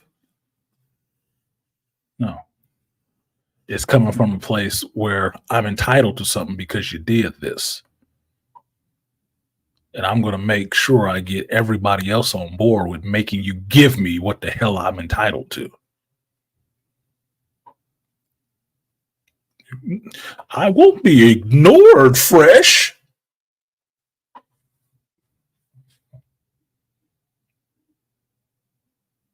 Pay that chick off and keep going. Do the math, pay her off, and keep going. Because last point, and I'm gonna get to everybody else that was supporting. Make no mistake about it. Most people don't understand that what child support actually means.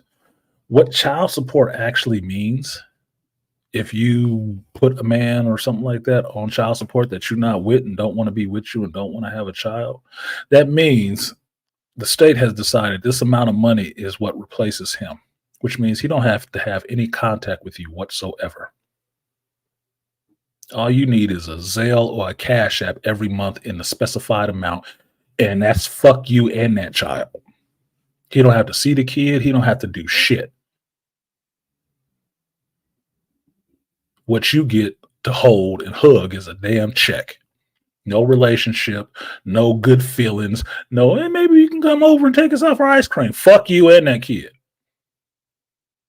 You are now a bill. You are a monthly payment. That's all the fuck you are now. You reduced yourself. That's it.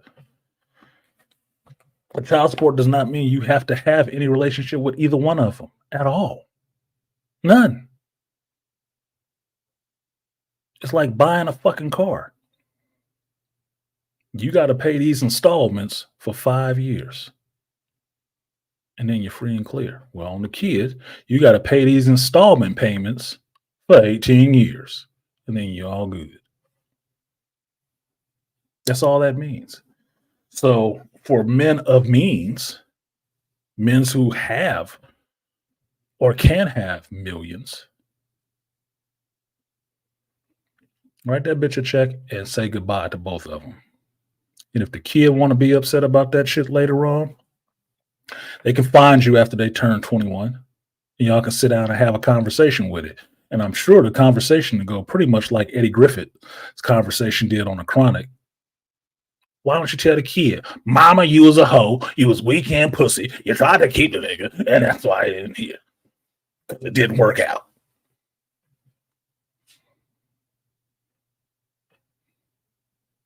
Or can set his ass up like Ghost Son and be looking to kill his daddy later on in life. On some bullshit you put in his head. Because all that behavior I'm seeing online, damn mama.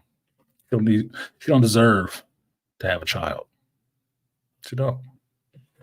That is not the soil that you plant in. No, it's not. And you're seeing it right now. It's being displayed on social media right now. It's not about the child. It's about money she won't feel like she owed.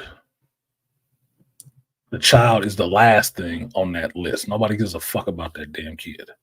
The only thing she bitching about is future payments.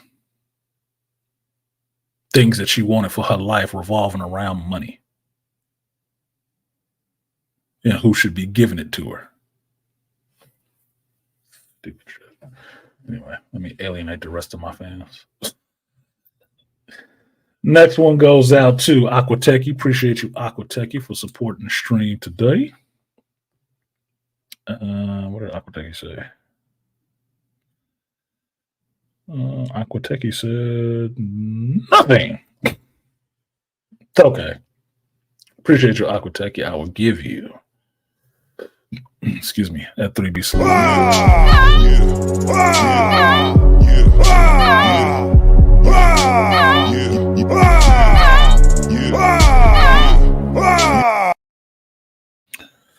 Next one goes out to, shout out to the no one. He said, Michael Jackson in here with your little zoot suit on. doing Staying Alive. Yeah, I'm old enough to remember that movie. That's how I know John Travolta. Aside from Grease. Shout out to No One for dancing. I will give you a 3B salute. Appreciate you. No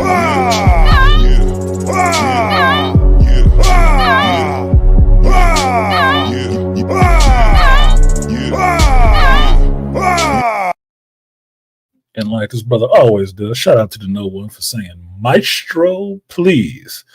Appreciate you for supporting the stream. I will give you the guts and butts for the double up. Appreciate you. Double up. 3 or 4 times, I ain't telling no lies. Run it up.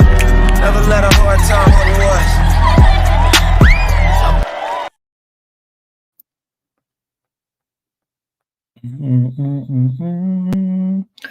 They still ain't made the one update they need.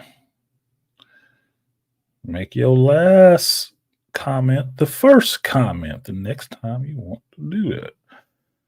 Oh, shit. See, Darren Anderson, I'm about keep the logic intact. That's the best.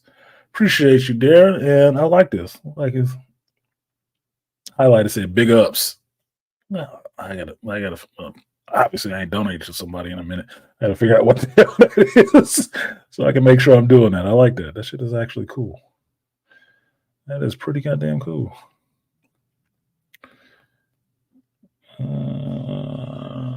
Appreciate you, Dan Anderson. I will give you that 3B salute. Appreciate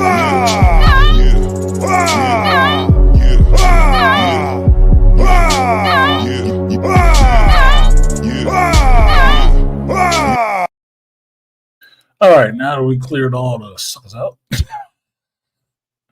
let's get on to the journey of the geek shit.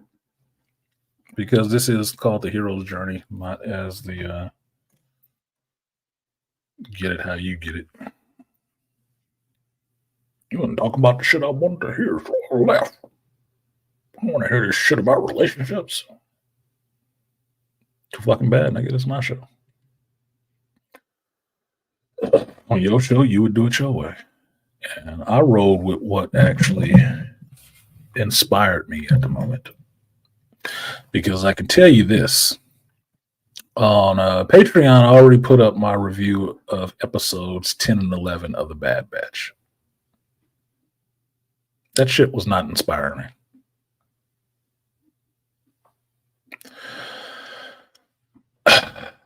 I am, after this week of geekdom, at least with some stuff, Disney, I'm almost washing my hands of that shit. I really can't find myself to giving a shit.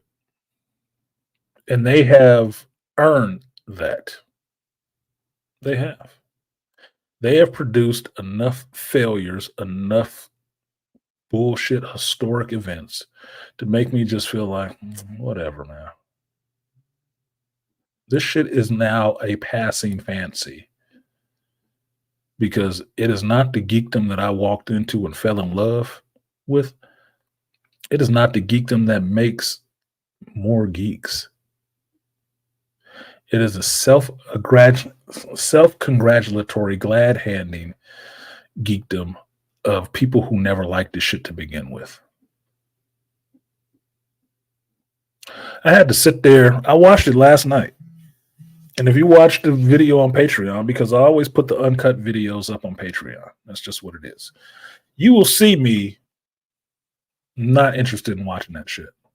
You will see me halfway falling asleep trying to review this shit. Like, oh my God, this shit is boring. And I don't usually say that. I have a pretty active mind. I can keep myself entertained. That shit is boring. And it's boring in a way that it's supposed to be emotional. Because we got the music and we got the softness. It's emotional, historic, right? No, it's not.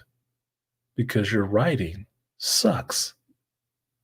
It's not emotional because there are no stakes in this.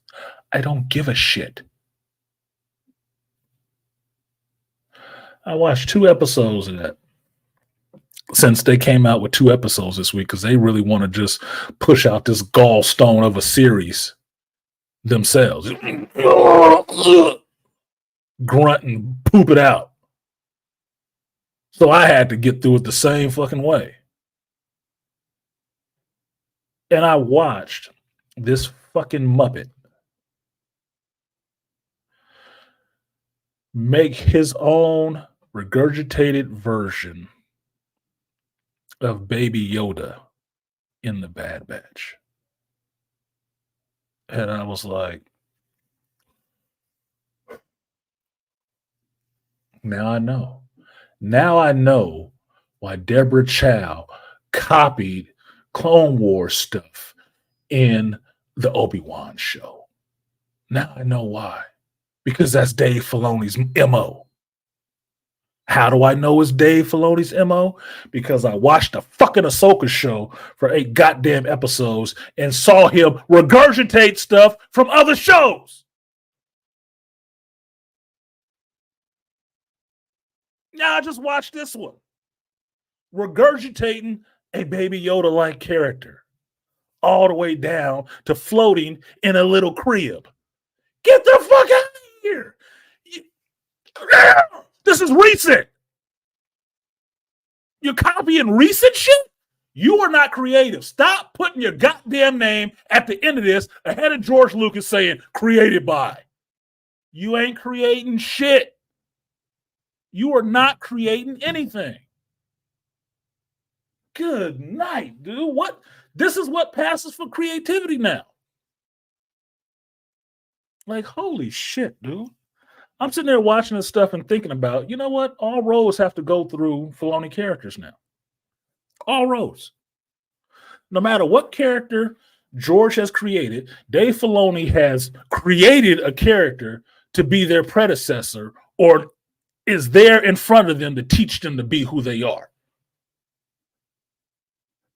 I'm like, get the fuck out of here. Look, what KK is doing, I agree with Nerdrotic, would be that she is doing cultural vandalism. She is. She's just jealous. She's just jealous. She's not creative either.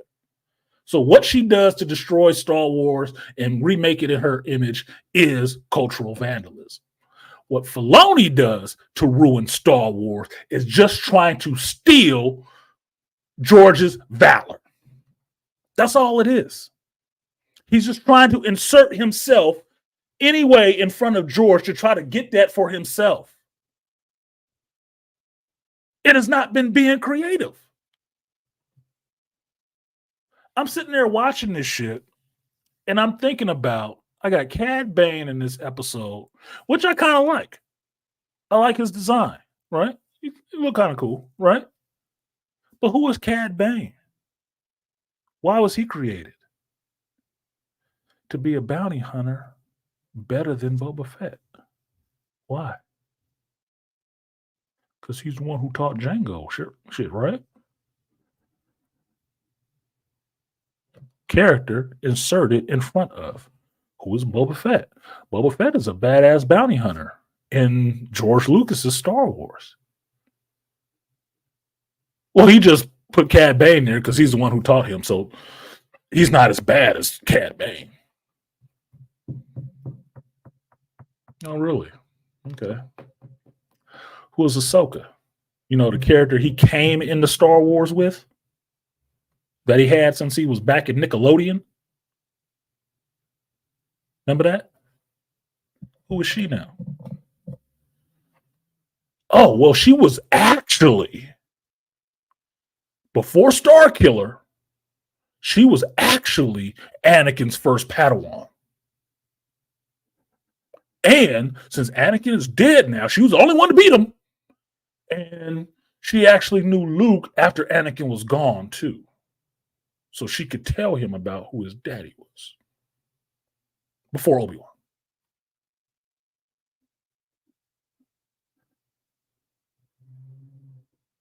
So Luke didn't really beat him. He's just a second in line to beat him. Ahsoka beat him before, too. Really? Really, nigga? Really?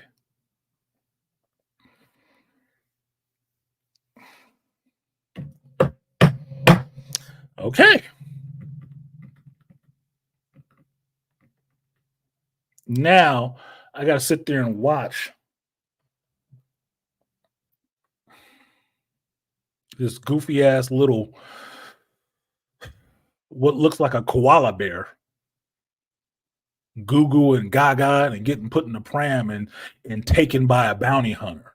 I'm like, this is the Mandalorian. Oh my fucking God. Oh my God. Didn't you work on this show?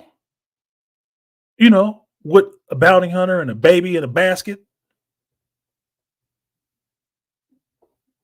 Fuck are we doing? Oh my God. This was an episode, y'all. This was an episode. Along with everything revolves around a female character. Any male character in this shit is either a problem or a weakling. Everything else is about the female characters. All the lines, all the dialogue, all the decisions, everything else runs through them. And I'm like, this dude must want to be a woman. Why don't we give him some of that Matrix type of money and bet he don't change his gender like the Wachowskis did?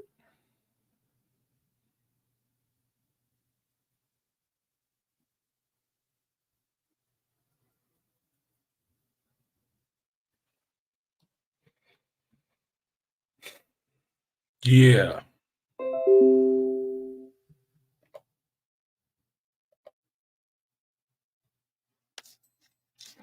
Originality and creativity is in a serious deficit. Oh, it is. It is not even a deficit. It seems like it's non-existent. To do something like that, it's non-existent. You just want to take it for yourself now. What is that creature in nature will go into other people's burrows and take it over to make it their house? Can't remember if it's a spider or some kind of ant or some shit like that. That's what it does. That's what Filoni is. Yeah, no shit, Aquatech. He ain't even let the ink dry. It ain't even saved to a hard disk quick enough. That motherfucker already. I got an idea for a show. You ain't got no fucking ideas. And I told you guys that after that Ahsoka show, you want to see, I was all for letting Dave get his due, right? All for him. I didn't think Ahsoka was a terrible character. I just thought it never made any sense to me having her ass in there. But let him do his show, his own show, his way, and see what it was. Then you will get to see his actual vision as opposed to John's actual vision. Because I've seen Jon Favreau movies. I like them.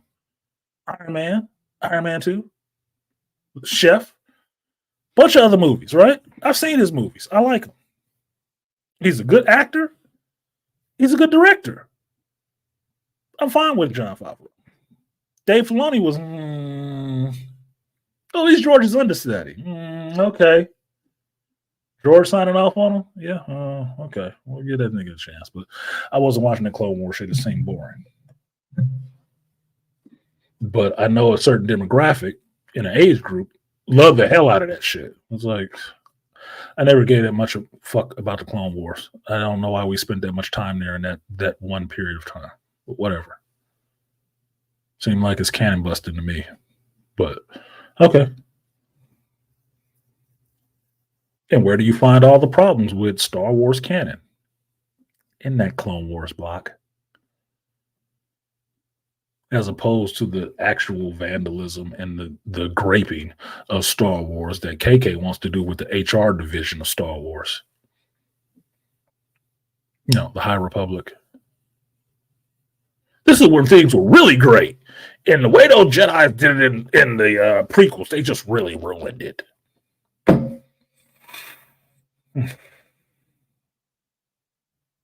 Okay. Just tell your fucking story. Just tell your story. Let me hear this shit.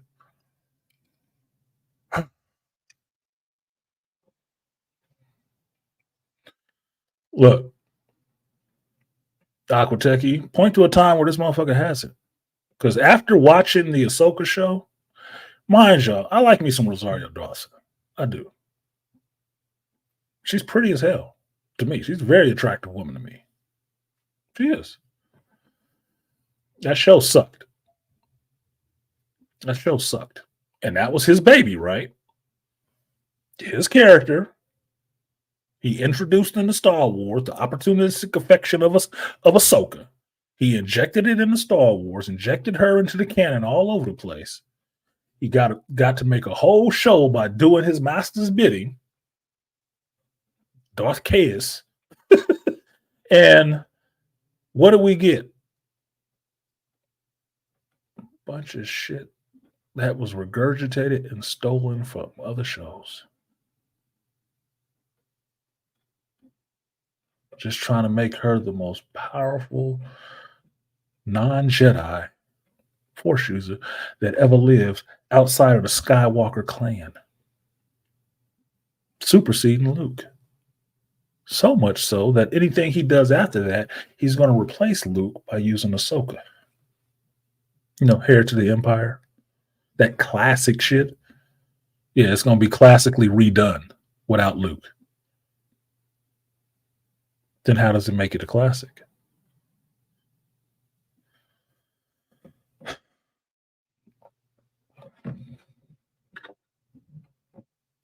This motherfucker got into Star Wars like that big chick that was on Angry Man's, that Angry Man played the video for about how feminism would work and get into the families and take over stuff because you don't think of them as a threat. That's Dave Filoni. That's why he cozied up to George. But that's why he real tight with KK now.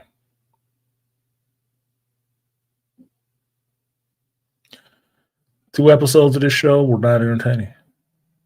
And far as I know,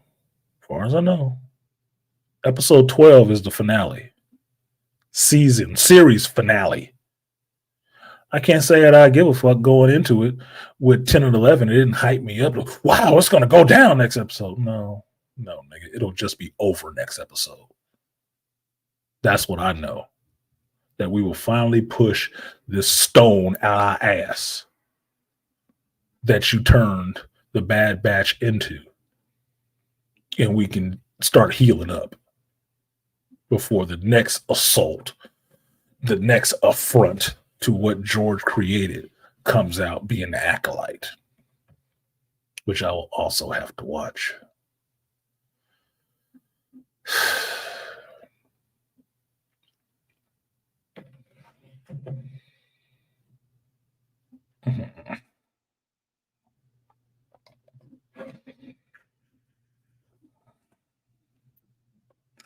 I don't know how much they can take from how much of an insult to one man's legacy they can actually have. I really don't know how George takes it. I really don't. He seemed way too sensitive to be suffering that shit well.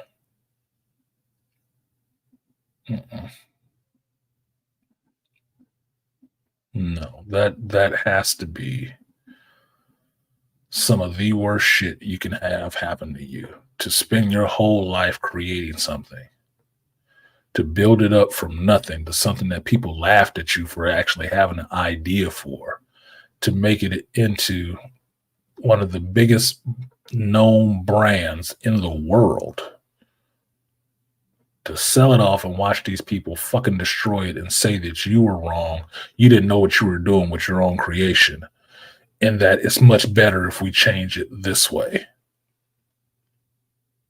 Total affront to everything that you stood for and did. I really don't know how he I'm serious. I really don't know. I wonder how that man, sleeps at night. Not that he done anything wrong. It's just, dude, that has to be the worst feeling.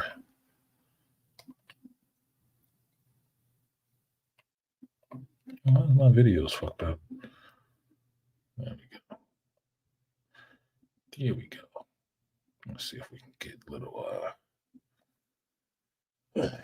a little titillation going on here.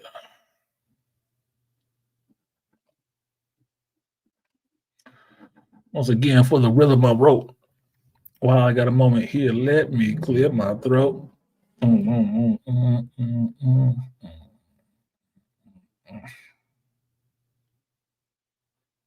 That smile. Yeah, she bounces. She ain't the biggest thing in the world, but look, man, I wasn't breastfed. Look, breast is breast. It is what it is. And from what I understand, she actually has a decent personality. From what I understand. I don't know her personally, but if we sat down and had a conversation, I'll figure that shit out. I shouldn't do this picture because that gets into some shit where people can be mad at you for doing. But I always want to use that shit. No, I'm not gonna do it. Y'all don't need to know you don't need to know that part of my personal life. I'll just look at it. I'll just look at it for a hot second. Let's look at it for the hot second.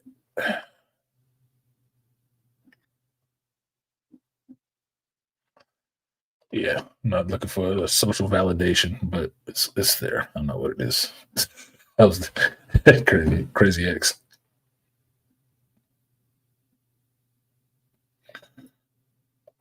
More bounce to the house. Yeah, don't she? And why does she look like she has fun in everything she does? Exactly, no one. That's one of the things I notice about women. Right, when you talk to them and when you observe them, I look for like this region. Why? Because that shows me if they smile at all. I actually like smile creases. I do. Because smile creases shows me that this woman actually fucking smiles. She's not sitting there scowling. She don't got that A in the middle of her head because she always frowned up in the face, looking like she sucked lemons for a living. No. But those high points in her eyes and around her mouth shows that she smiles often. She might be a happy person. She might be a happy person. I like good smiles. I do. Toya got a good smile too when she put it in pictures because she got them lips.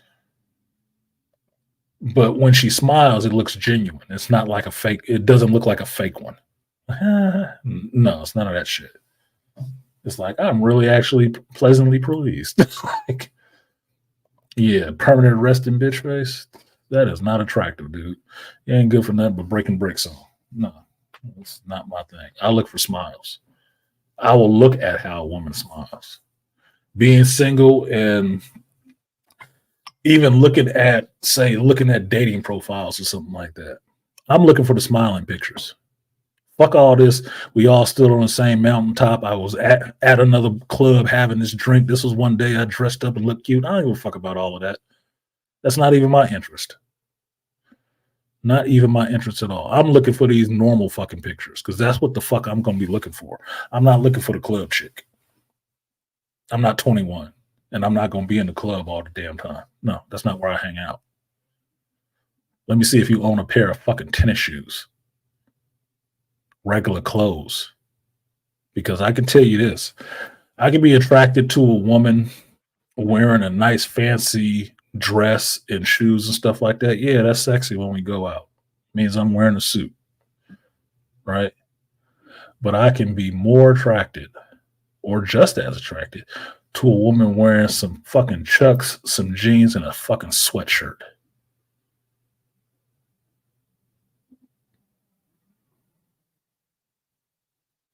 Maybe with a ball cap on. Can be just as attracted to that. I can tell you, I got low key aroused from a chick that I was kind of interested in. Had a pair of fucking work gloves on and working in the soil, doing some gardening shit. And I was like, "Ooh, shit."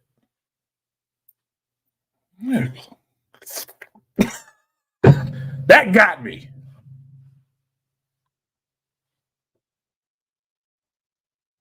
She wasn't out there with a skirt on and an apron and saying, "Here's your slippers, master." No, she was out there working in a flower pot with some gloves on.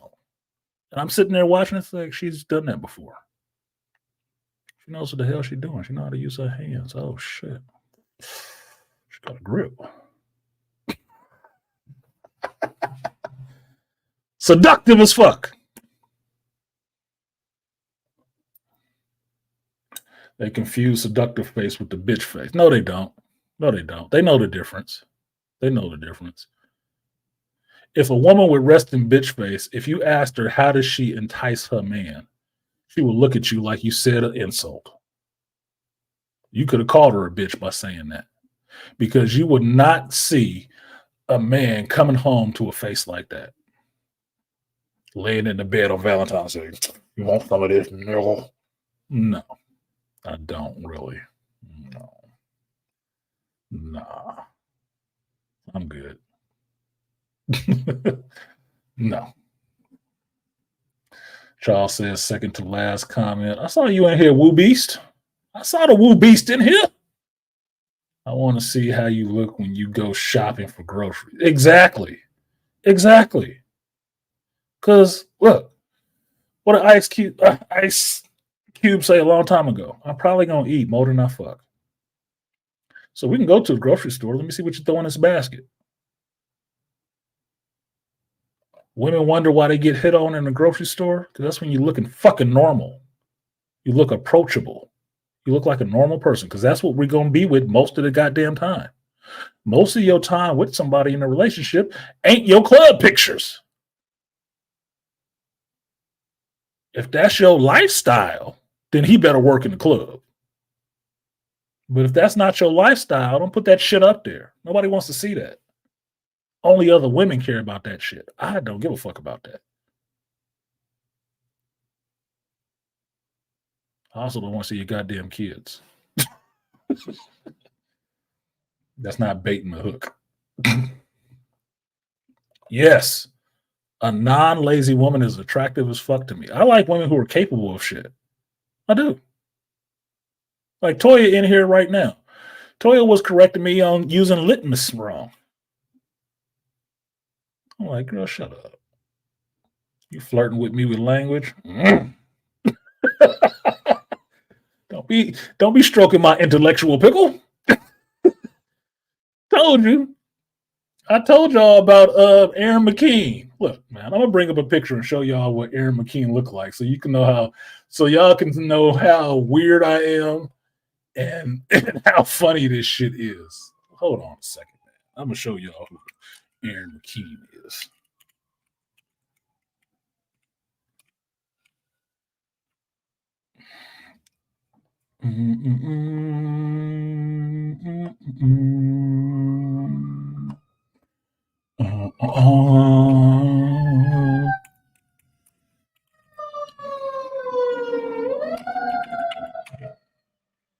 Here we go. I'll spell her last name wrong. Not that one. Dictionary. There we go.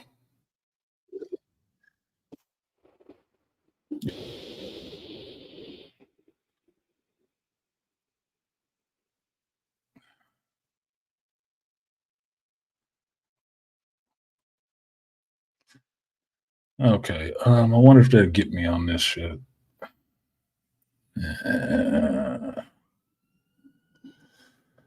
Let me just say fair use before I use this. Okay, this is Aaron McKean with an A. Right? She's a lexiconographer. She makes dictionaries. She was the editor of the Oxford English Dictionary. This is a TED Talk she did on redefining the dictionary.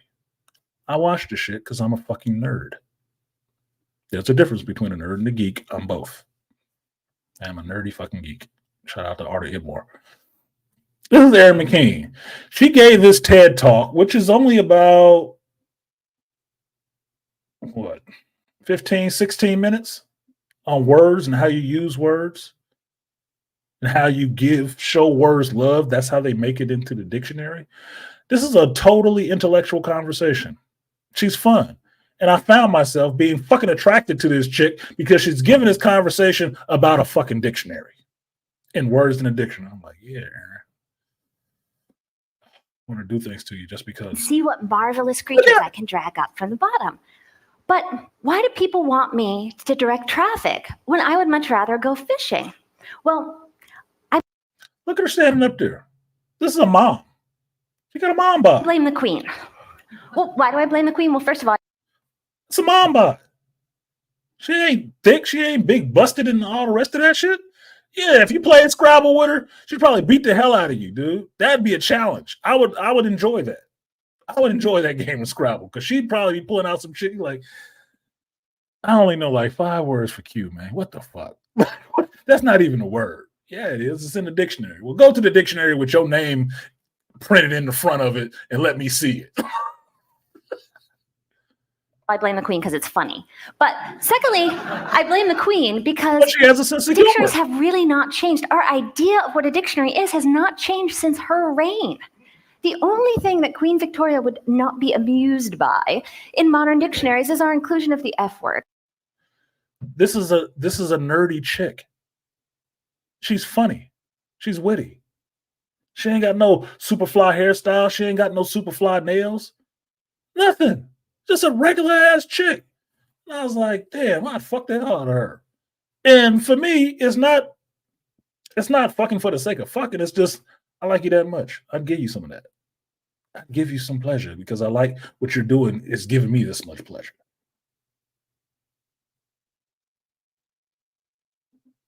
That's Aaron McKean. If you ever feel like you want to watch that shit, hold on a second. The fuck is this? It's a ham butt problem. I love TED Talks. That's one of my goals as a psychology student. I want to do a TED Talk. And I do a TED Talk on psychology and geekdom.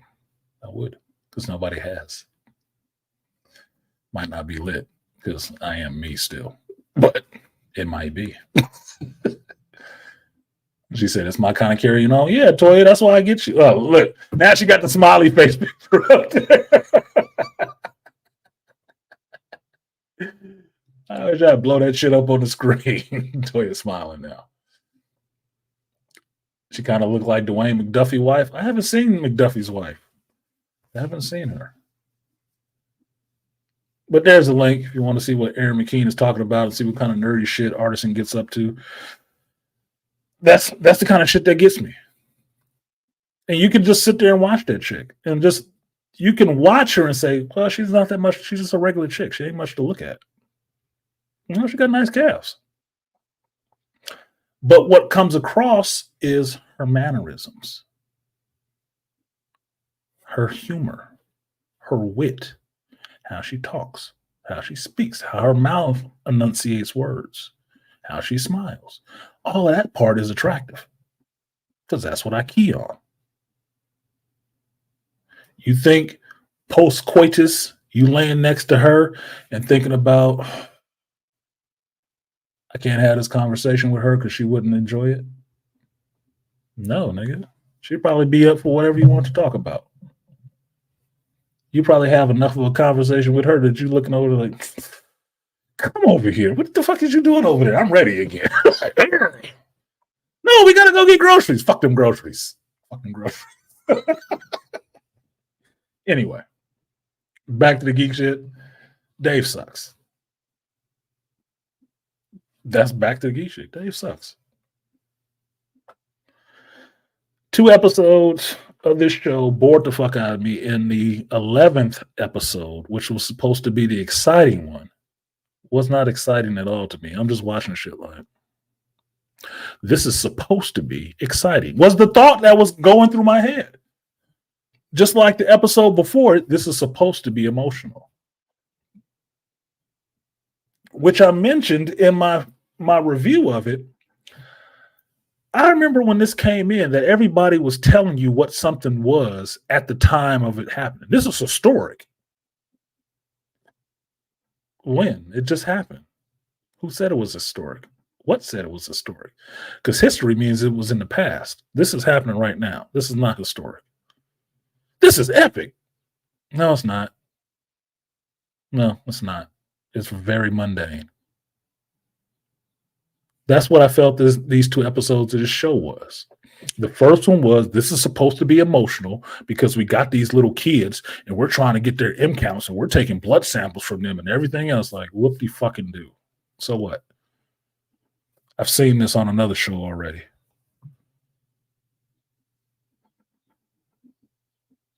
And then the second one, look, this is supposed to be traumatic because they blew up their ship and they're taking over these people and Omega has to go with them.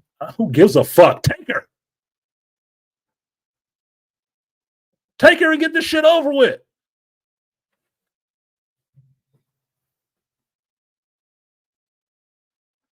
But that's what I felt. That's what I got coming off of this show. This is supposed to be emotional. This is supposed to be action filled. No. I'm seeing all George's moves and none of George's passion involved. None of his emotional depth put into any of this shit. Because they don't have it. That's why they can't put it into the work. They don't have it.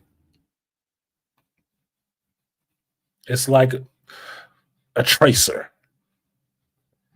Yeah, you watch somebody paint the Mona Lisa. Yeah, you can paint a Mona Lisa, but your brush strokes ain't the same as his because you don't have the same passion put into it that he did.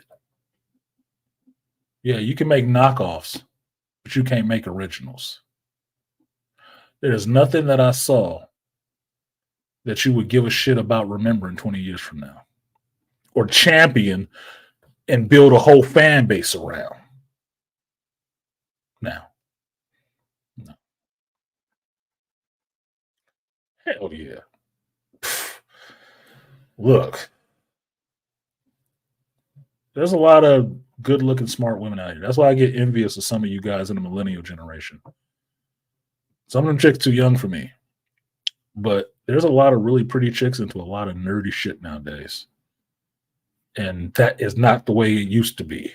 So I'm and a little bit envious of you motherfuckers. The offset is they full of a lot more feminism too. That was a toss-up. Because I walk into doing my regular shit. I walk into people's houses all the time. I see some pretty women in there. I do. And they into some nerdy shit. It's just talking about my coworker. He's going off into the Air Force. Right? His wife is already in the Air Force. She got her fatigues and everything else, right? And she came into the office because Friday was his last day, so she brought a cake and all that shit. Good. And these black folks, good wife. Good wife. She brought a cake, talking to the people in the office, shit like that. Pleasant. I thought it was a white girl standing behind that door until she came out of there. I was like, oh, shit, he do got a sister. Damn, that's how I work on the East Coast? Shit, I might need to move. Pleasant as fuck. And it got on to what my coworker, her husband, was going to be missing while he went away to boot camp for 8 months. It was like, oh, he can't play his video games and stuff. And these are women talking. So they don't understand. He could put aside his fucking games if he's working on something serious. The games would be there. But the interesting part of the conversation to me was they were asking her, did she play games with him? And she was like, no, it's just not my thing. And what I heard from her, even though they're young, he's only 24. She's only about the same age as him. They've been together for a while. So they're a good couple. They still ain't got no kids, but they've been together for like years, right? What I heard from her was a sentiment I heard from chicks back in the Gen X generation, where it was about, oh, do you play video games? Fuck no, I'll do that shit. She didn't say that. She was more respectful. But the sentiment was still there. No, I tried. I just don't hold my attention like that. She got bored. It's not entertaining her. So she don't play it. But make no mistake about it, at this same place, I walk into other houses, there's women who play games with their husbands. They fully married. Kids and everything. They read books together. They play video games together. They walk their fucking dog. They work out, all this shit. And I'm like, damn, this is the best fucking kind of wife to have. Holy shit. She actually clean house, work out, fuck around and play video games with you too, man. Fuck y'all. I'm jealous. Jealous. I was born too early. Born too early. They exist. What up, Jay? Proud Parent Podcast. The Tracer is a great way to put it. Yeah, the fucking Tracer, dude. If y'all like Kevin Smith movies, you know what I'm talking about. If not, you better start chasing Amy. You're a tracer, fucker. What do you call a guy if you draw a picture and I put paper on top of it and draw over the same picture you just drew? What does that make me? You're a tracer. You're a tracer, man. No, you copying what he drew. You're a tracer. Dave Filoni is a tracer. He is a tracer, dude. I'm the oldest millennial, so I see things from both sides. Yeah, you got the view over the fence, Charles. That's what you got. You got the view over the fence. You at the fence of Gen X. Like, I see what they're doing over there. When you sitting on the fence and then you looking back and telling everybody else, like, hey, man, they got it together over there. Yeah, shit. Yeah, you do see it. You and Arta Edmore see it from both sides. That's how we like y'all. Fucking millennials, we can deal with some of y'all in y'all pod. Motherfucker, they lucky the world is a lot nicer because they would not have survived. Would not have survived. And they're gonna get by on that dumb knowledge, surviving for a long damn time. So yeah, it's always I like a woman who wears glasses. I do. I like glasses on a chick for some reason. It gets me into that she kind of nerdy thing.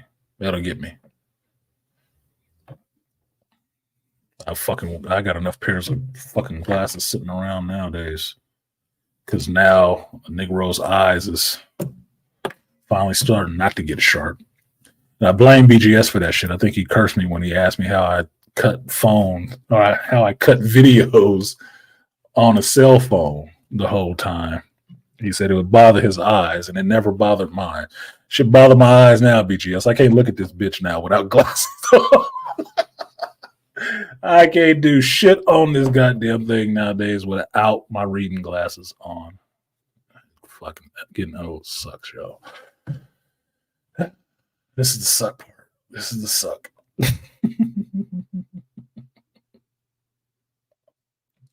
He's like, actually, I didn't see over the fence. I actually played in the playground for a little bit. Yeah, you can come over, man.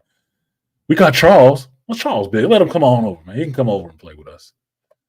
So, Charles, I got something for you to get your opinion on, your artistic opinion on. You ready? You ready? Put a 1 in the chat, Charles, if you're ready. I want to show you something. Get your opinion, your opine on it.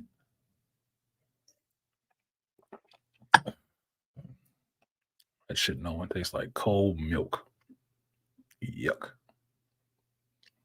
But it is wet. And all the sugar is at the bottom. Fucking bitch. Come on, Charles. I got some other shit to get to. Hurry up. No, you here because I see your wrench, nigga. Paige and Faulkner. Paige and Charles Faulkner. There he goes. Okay, he gave me a 1. Okay, you watching. I'm going to ask your opinion on this since you're a geek. You're one of the elite. So I'm going to ask your opinion, nigga. And here we go.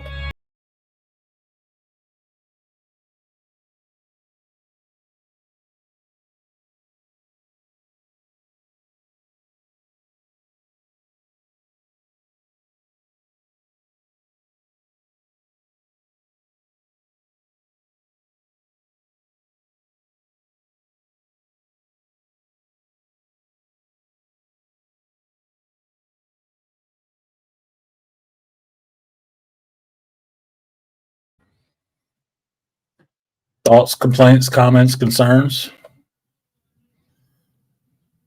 What you think, Mr. Faulkner? I'm asking you because I quoted you on one of my Instagram posts, and I put CF Junior, even though nobody know who the fuck CF is, but I didn't feel right giving out your government to people that don't know you. But I did give you credit. Pick a struggle is what I said. Pick a struggle. CF Junior.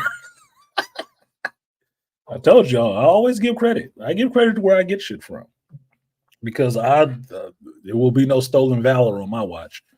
No. You said give it out. Okay. I got your permission this time. So next time I use that shit, I will put Charles Faulkner Jr. on there. That was the only time I didn't. In the YouTube spaces, I can say that shit and people understand who the hell it is. Instagram, they don't know who the fuck Charles Faulkner Jr. is. You don't even use your name on your shit.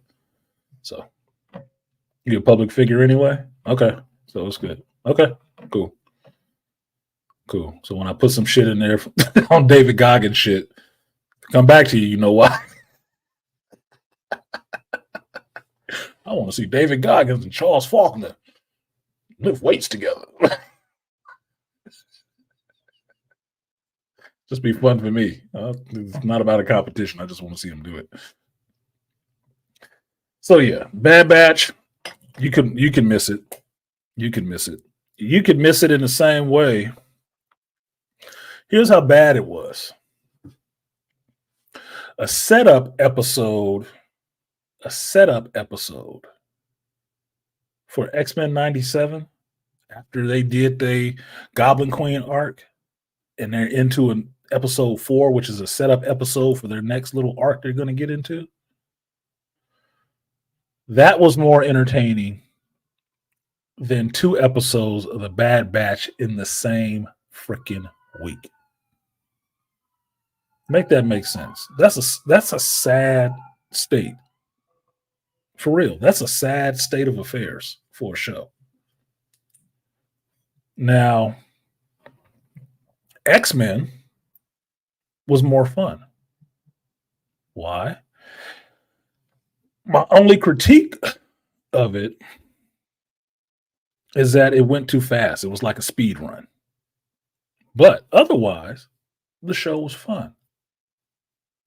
Because, like Aquateki is saying in here, so many freaking Easter eggs.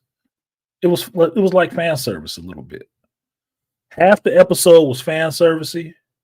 The other half of the episode was actually serious developing the next arc.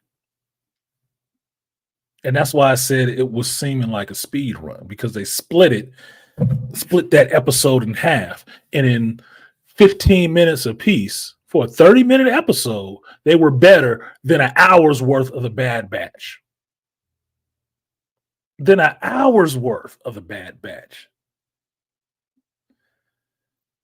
Bruh, how do you do that?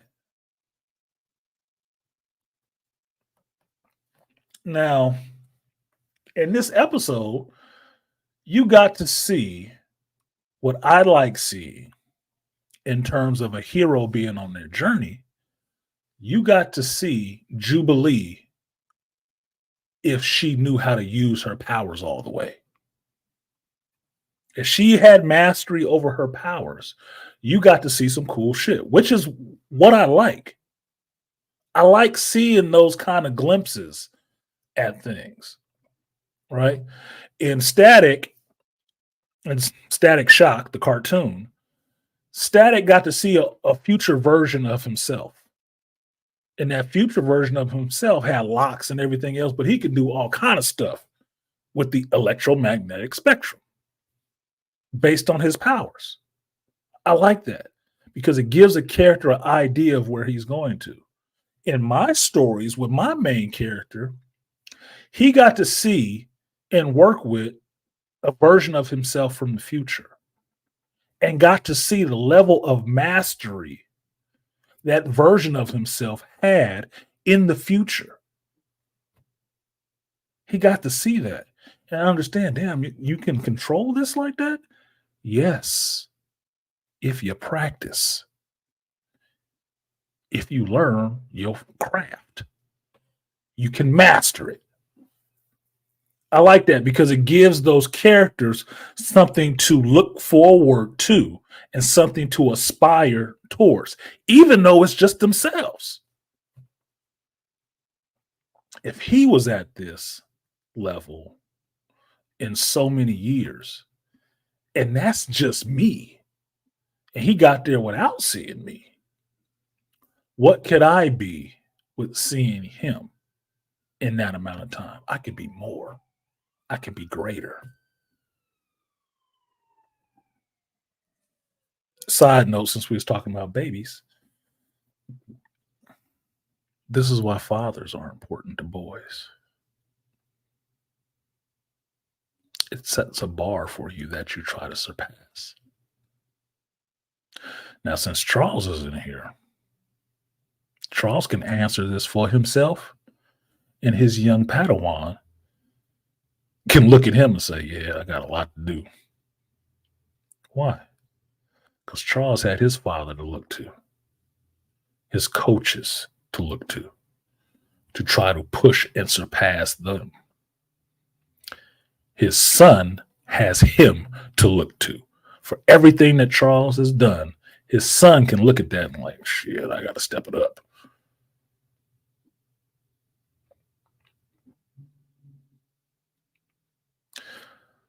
Charles's father and coach were on their journeys, their hero's journey. Charles is on his, being the hero of his own narrative, his words. On his son's journey, his hero's journey, he looks towards his father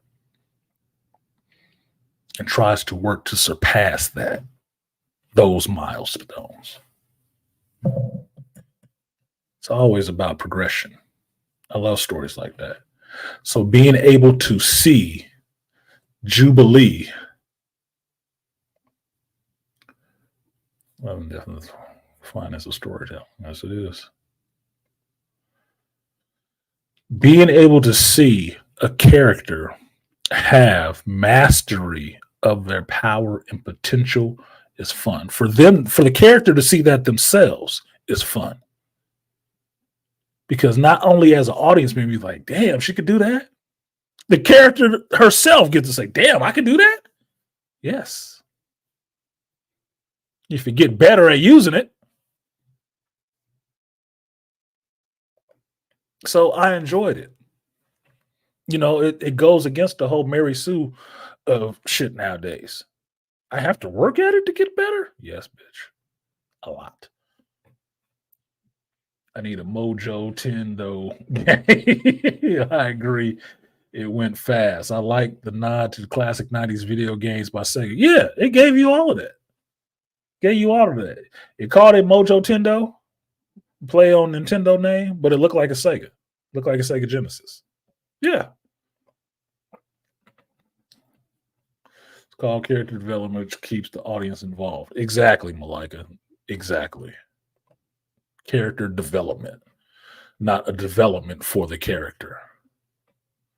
We need Omega because her blood is special. Oh, that's a development for the character. That's not character development. What? These people that had me prisoner want to capture me? I got away? Yeah, because you're kind of important now. That is a development for the character, not character development. That Genesis SNES hybrid console was nostalgic. Yeah, it was. All of that was take backs. All of that was take you back moments. And seeing Mojo was a take you back moment, right?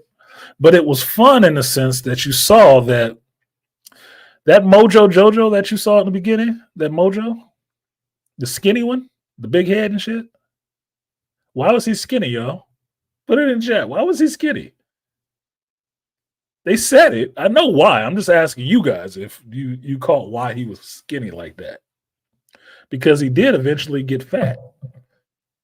All over again. He got all gluttonous. It must be a long delay. I keep delaying. I don't have to go use the restroom. Because bad coffee or not, it does fill the same bladder.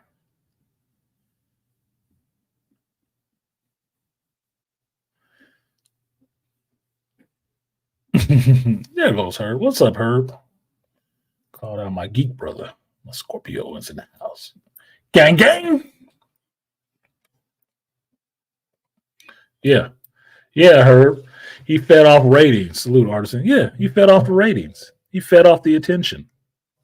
Because he wasn't getting it, he got real skinny. Real skinny. But when the ratings got up, he got all gluttonous and fat all over again. You know what that was an analogy for to me? Chicks with attention. Attention whores. You know, like the ones that want to have babies right now. Them ribs sticking together because they ain't getting no attention. And they will do whatever they need to get out here and get some attention from folks. Because that makes them full. That fills them up. That fills them hollow spots in their souls. Those empty holes in their personality. They need that attention. Can't starve a flower of water and light. Oh, you got to fill it up. I forgot. Did Moni say why? Yeah, he said why. He told on himself. Told on himself. People weren't watching. So because they weren't watching, he was shriveling up. He wasn't getting the attention. He was dying. He lived off of that shit. The ratings were down. I was like, damn, really? That's how his powers work? I didn't know that's how it worked back there in Mojo World. Holy shit. Yeah, the ultimate attention whore. He needed it.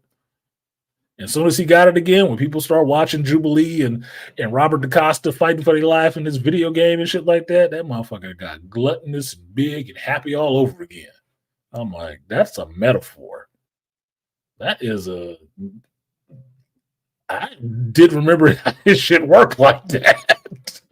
Because I was kind of worried for Mojo when he showed up all skinny. Like, what's wrong with this motherfucker? You on a diet? He ain't eating right. He's looking bad. He got back to his normal self real quick. Real quick. And he started putting somebody else in some peril. Then his ass got fat and happy. Like, wow. Wow. So that episode was cool because, one, you got to see Robert and Jubilee growing a little bit closer together. And I don't remember Robert and Jubilee being hooked up like that in a comic. I don't remember that. But Robert is supposed to be our vehicle into this new version of the classic X-Men. So I'm rocking with it because I always liked Sunfire as a character anyway. But I don't remember him hooking up with Jubilee like that. Because Robert was in X-Force, right? New Mutants and X-Force. He wasn't with Jubilee in Generation X. He wasn't there with her. I thought that was Sync and Jubilee that got kind of into it when in Generation X, not Jubes and Robert. Power's too similar anyway. So, but I'm enjoying it. Now the story with Storm and Forge and her getting her powers back and Forge admitting right off the bat that he was all in love with her. I'm like, that was way too quick. Since when? You had no development to get to that part. But to me, it's making sense if you understand that a guy who's not into women wrote it. That's how he sees it happening. It's like women explaining how men date women. Like, how the fuck do you know? You don't know. You know how women date men, but you don't know the male thought process and what comes into picking women. That's why you always say dumb shit like, oh, well, you got to have the perky butt and the big boobs. Who said that? Women, not men. That has never been on my criteria list. You just saw me giving you some of my criteria list, fawning over some chick on fucking TED Talk talking about dictionaries. But as far as I know, that's a whole woman. And she got everything every other woman has. Which means if it came down to it and we was bumping ugly somewhere, she can do everything any other woman can. So those parts don't matter. That's a superficial valuation that superficial people made. Usually women. What's the difference between this, or this? It's all boobs. Fuck you gonna do with them? It's only a couple things you do with them as a man. The main use for them is breastfeeding. So what else? Nothing. They have no other use to you. Women are the one that need to find more things to do with them and parade them around and whatnot. You're watching my Instagram. I put up a video of this Malaysian chick, Tino Fu or whatever it was. Somebody just turned me on to, and I was laughing my ass off at her fucking videos because she made light of a video of a woman showing, how to make an Asian hot pot, right? And she got this bowl and this in the camera, and all you see is cleave. And then she made a joke of it. She's like, "Yeah, let's make such a hot pot." And she trying to pull her little boobs all together to get some cleavage.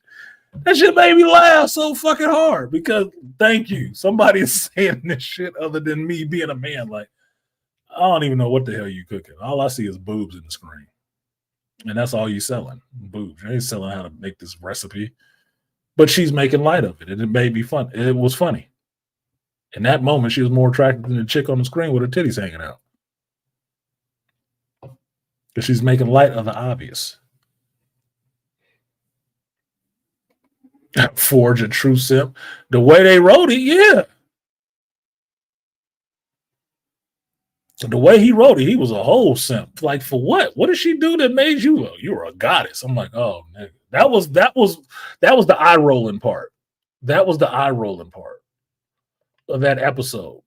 Because I mostly liked it. I just thought it was a speed run. And because it was a speed run, you got shit like there was no lead up or no development of why Forge was all in love with Storm. But saying all that goddess bullshit, I was like, oh, that's some black one's wet dream to hear that shit. Look, if you ain't gonna tell me I'm God, why the hell should I be telling you a goddess? I don't worship at your altar. That's not how it goes. I've had that discussion before. A man's world can't revolve around his woman. If his world revolves around his woman, what happens when you take that woman away? You've destroyed that man. He has no purpose. He is a nuke waiting to go off. He has to have something outside in the world that he revolves around.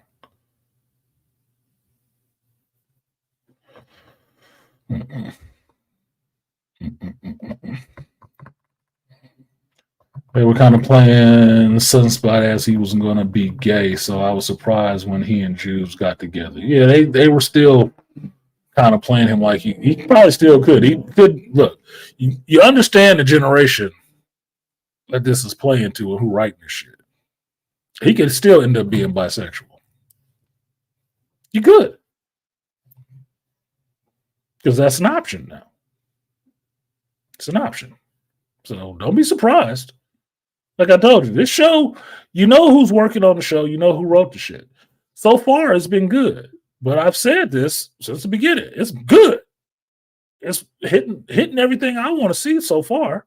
But it can take a hard left sometime. It can. I know it must be coming. Right? So it is what the hell it is. Forge was simping hard. Yeah, I mean, Storm is not ugly.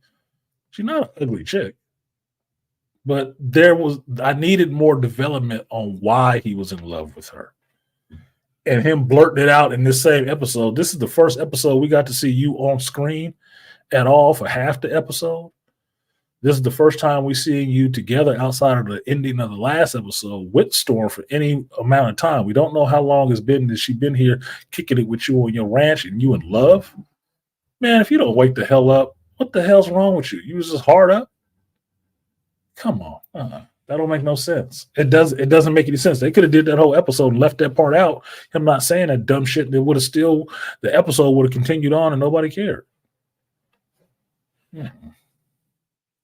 Glad I'm not the only one who felt that way. I mean, how long did they know each other at that point? Exactly, Herb. That seemed rushed to me. But like I said, given the person who wrote it, I would understand that you don't understand that it takes more time for a man to get to that point with a female. He'll deny it before he admits it. He will deny it long before he ever admits it.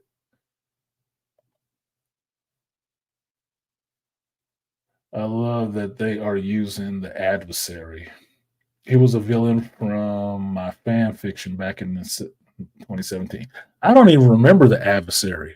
I don't recall the adversary. I said, damn, when I finished with, like, the adversary, what is that, Demon Bear?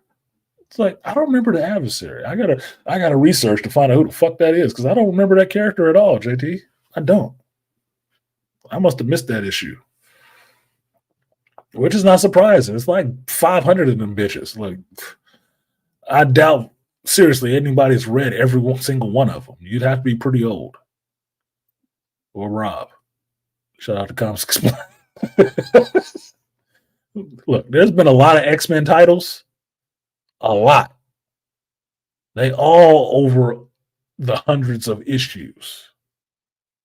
I ain't read all of them. I haven't. It's like your martial arts discipline, dude. Did you go to the Wushu temple, or did you go learn how to do Muay Thai?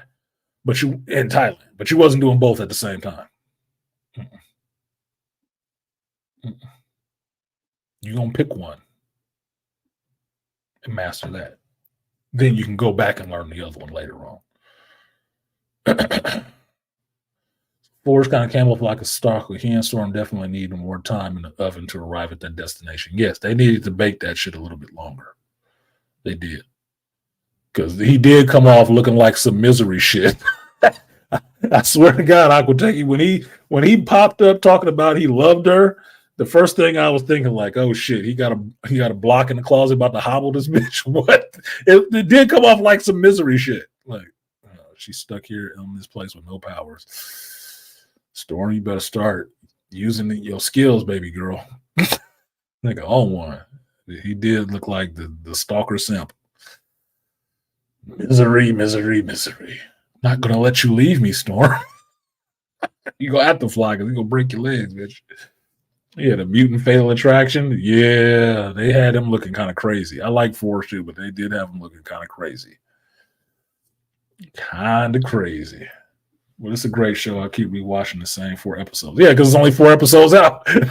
But no, those 4 episodes are good. Those 4 episodes are good. That's why I say this one, I'm not holding this one to the standard that it has to be better than episode 3. No, I understand that they did a 3-episode arc, right? This is starting a new arc. So it has to get up to where it's going. And I'm fine with that. I don't have a problem doing it. I did it with Andor. Most people didn't get it. I don't have a problem doing that. I understand how to follow story arcs because I read more than I watch television. Okay? Television being really good to where you want to catch it every week nowadays is because they took from comic books serialized stories of having continuous stories in every episode. And not every episode is a new situation, a new situation, a new situation. They learn how to do progressive story arcs. He said the adversary is from the Sylvester years. Good. Now I can pin it down on where I gotta go look for this shit. Yeah, I won't be ignored, Aurora. You're right, but like I'll find a horse head floating in a pot. Yeah, they got Forrest looking crazy in the face. He's looking kind of crazy. The show surprised me, won't lie. Really good stuff. Yeah, it did, because I'm telling you, I was expecting to get hit in the face with this show. And first episode was like, oh, that was good. Holy shit. Okay, let's see what they do next time. Damn, that was better. What the fuck is going on? This is X-Men 97, right? This is the one they was complaining about. What the fuck? But I'm in, nigga. Let's see. I think this is where they're going for number 3. Like number 3 was, nigga, oh my God, thank you. Why isn't everybody over at Disney trying to do this? They fired this dude? Okay, it gotta go left somewhere. Episode 4. That wasn't a bad episode. Storm looked kind of crazy. Or, excuse me, Ford looked kind of crazy. But it's still a good episode. And the adversary, who the fuck is the adversary? I'm here for episode 5 now. I gotta find out what's going on with this thing. Because it came from the side of the door like Shadow King to me. Like holy shit. This is some creepy shit going on. So yeah, I'm looking for like Aquateki said, I'm looking forward to the next episode. You know what episode I'm not looking forward to? Episode 12 of The Bad Batch. I'm not looking forward to that shit. I just wanted to be over. Stop prolonging my suffering. I'm not backed up on Bad Batch videos because that shit is awesome. Because it's an undertaking to want to actually delve into that shit to edit it. Wasting my goddamn time. They look, I've been saying this for a couple weeks now. Why am I putting more effort and love into this than you did? Sounds like I'll put more effort into making a video reviewing this shitty ass stuff in the Bad Batch than they put into making the shitty ass episode. And they had to animate it. That scale is flopped in the wrong direction. Motherfuckers. I might be feeling this more than the season of Invincible. No, I like Invincible. I really do. I'm gonna get to that right now, but give me a quick second. I need to run to the loo, so I'm gonna let y'all sit with this for a second, and I gotta take a train for me. I have to go to the restroom real quick. Train the main thing. Looking forward to the new episodes of the show is something I haven't experienced in quite some time. You and me both, Aquateki. You and me both. And that is why X-Men 97 is looking like such a damn godsend. Because think of it this way, Aquateki. Because stuff has been so bad, we're really looking at X-Men 97 in a really favorable light because of that, because we're looking forward to the episodes. But if stuff had been really good before it, we might just take it as commonplace. It might not be that good. It might not be that good. If you weren't coming out of such a doldrum and a monsoon of crap. And even amongst it, what it's in right now is looking like the shining mound amongst this sea of crap. Because mind you, told you, there's 3 shows I'm watching right now. 3 animated shows I'm watching right now. 2 of them are good. 1 of them sucks. Invincible is good too. This last episode of Invincible, which somebody said it was the season finale, or the next one is the season finale. I'm like, is it? No, I don't want it to be over that quick. But it was a good show. It is a good show. Not was a good show. It is a good show. Because this last episode of Invincible, I forget the number of the episode because they took that long ass break. It fucked me up in my episode memory. I think it's 7 or 8 or something like that. But this last episode, it was some emotional shit going on. And it was good writing. It wasn't all about superhero fights. It was more about interpersonal relationships and the journey with that, with being a hero and dealing with all this interpersonal stuff. This is what gets people into reading comics and really, really being invested in these characters and really wanting to go to battle with people when they do things like make movies and destroy these characters and who they were. This is what really gets people's goat about that shit. Is because some of these characters we are invested in because the writing was so good, you understand the interpersonal journey of this character. And to do anything with this character that is not in its character is an insult to the investment you have in that character. That's why they get so defensive about you changing it, because I like this person this way. Why are you going to mess up and change this person into something else, which makes me not like this character now? I have an investment in this shit. My investment in Spider-Man is decades long. At least about 40 years of investment in this character and who this character is. Paying my money, paying my attention, paying my time into reading and absorbing who this character is. And now you've come along in the last 4 months and think you just need to change who it was because it wasn't that good to begin with. Yeah, you're fucking mind. Wouldn't have been here this long if this character wasn't as good as it is. You're the one who has a problem. What up, MC Drama Bear? MCDB.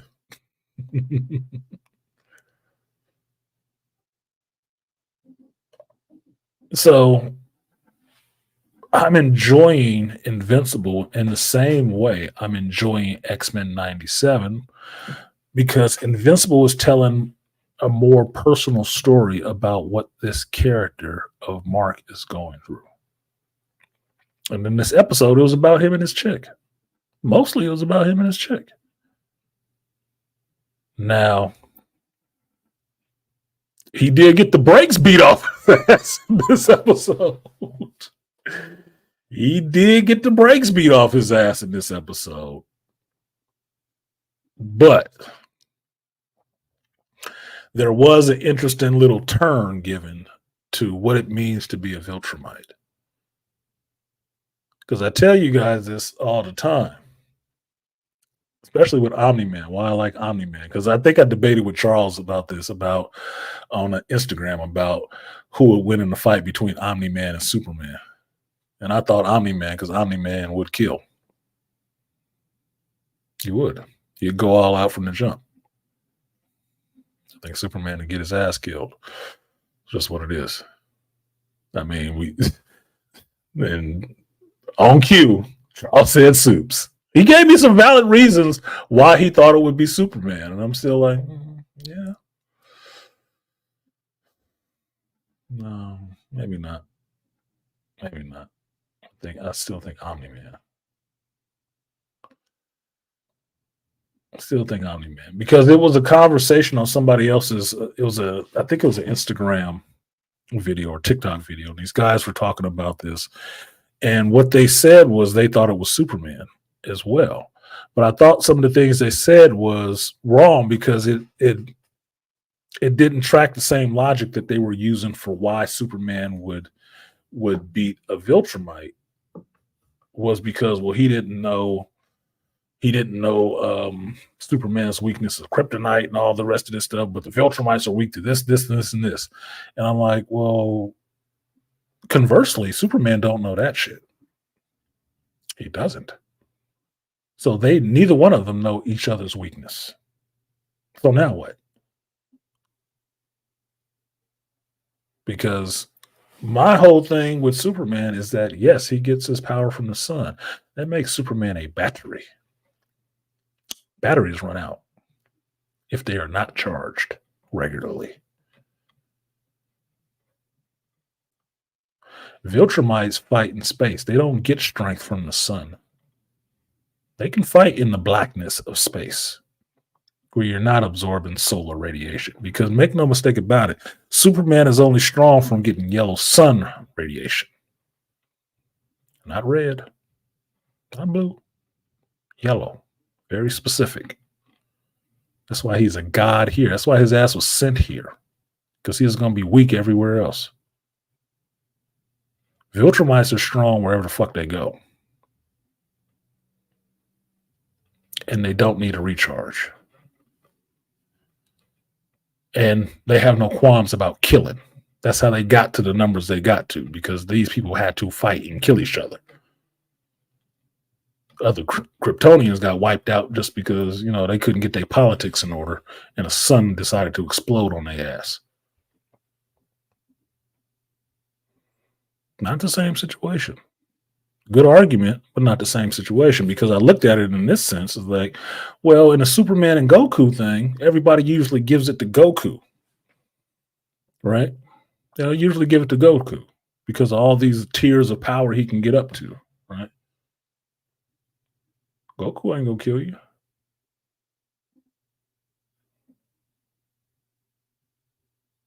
So at this point, we are basically deciding on who's our favorite alien, because all of these people are aliens that came to Earth, and all of them have some little god tier amount of power on them, given their respective universes and fighting ability. But only one of them out of the three is willing to kill you from jump. No warm up, no none of that. That's just what's going to be happening. Now, I'm not sure, but I'd probably put that on Omni-Man's court. And given what I found out recently about where his bloodline come from and whatever,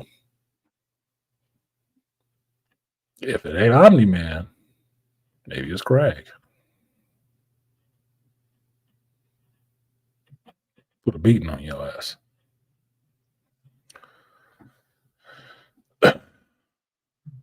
Viltrumites are the Sith of the Invincible universe.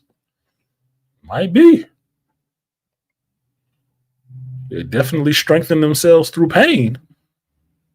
Shit, I don't know how they get stronger outside of being old. I don't know how Viltrumites get stronger. Because I told you guys, I didn't read a bunch of Invincible. I wrote the character off when I first saw it like it was silly. My bad. I've met Robert Kirkman in person. Took a picture with him and everything. I didn't tell him I didn't read Invincible. At the time, he was already dealing with the fact that I told him I didn't watch Walking Dead. Like, what the fuck? Yeah, I'm just taking this picture for my homeboy who couldn't come with me. Told him I'd find you for this picture. So I took the picture and sent it to my boy, Joe Zeitz. Yeah, Robert said hi. Saw him not behind the booth, walking the floor. Walking the floor, I caught him and talked to him. Took a picture with him and sent it to Joe. Kind of friend I am, man. It would be a hell of a battle. It would. I don't doubt that at all. We are in 100% agreement right there. It'd be a hell of a battle. But I don't know if the Kryptonian would win. And I'm not saying that because I hate Superman. I don't have any hate for Superman. I just think too much gets put on him that he can just win in any situation. I don't buy that. Even Batman got his back broke. Superman got beat to death. It can happen. So you just take somebody who's willing to go there with his ass. I'm going to be holding back on Omni-Man like Mark was doing and getting smoked. Yeah. Maybe you just want to listen to reason. You notice most of them times when Omni-Man was fighting, he wasn't talking at all. You don't do that talking shit. It's about business. It's about business. We ain't having that conversation about the morality of this and what's the better way. Fuck you. Go a better way. The better way is my culture. The culture I come from, we kill. We fight and we kill. And that proves who's weak and who's strong. Plain and simple. In all the death battles, I think Superman beats Goku each time, unfortunately, because I like Goku better. I don't know. I always thought that was silly because they're from two different universes, so their power scales are different. So have I. There's no way I can see an Army Man winning. It's going to be hell of a fight, but I can see how he's going to win, especially when strategy and durability is on Soup's side. You don't think? Oh, okay. You don't see Omni-Man as having strategy and durability? Yeah. All right. It's porn stash. That's the source of it.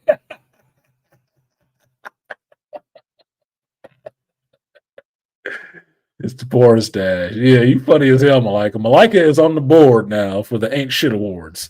So we got Malika, No One, and Aquateki on the boards, each with a point. Ding.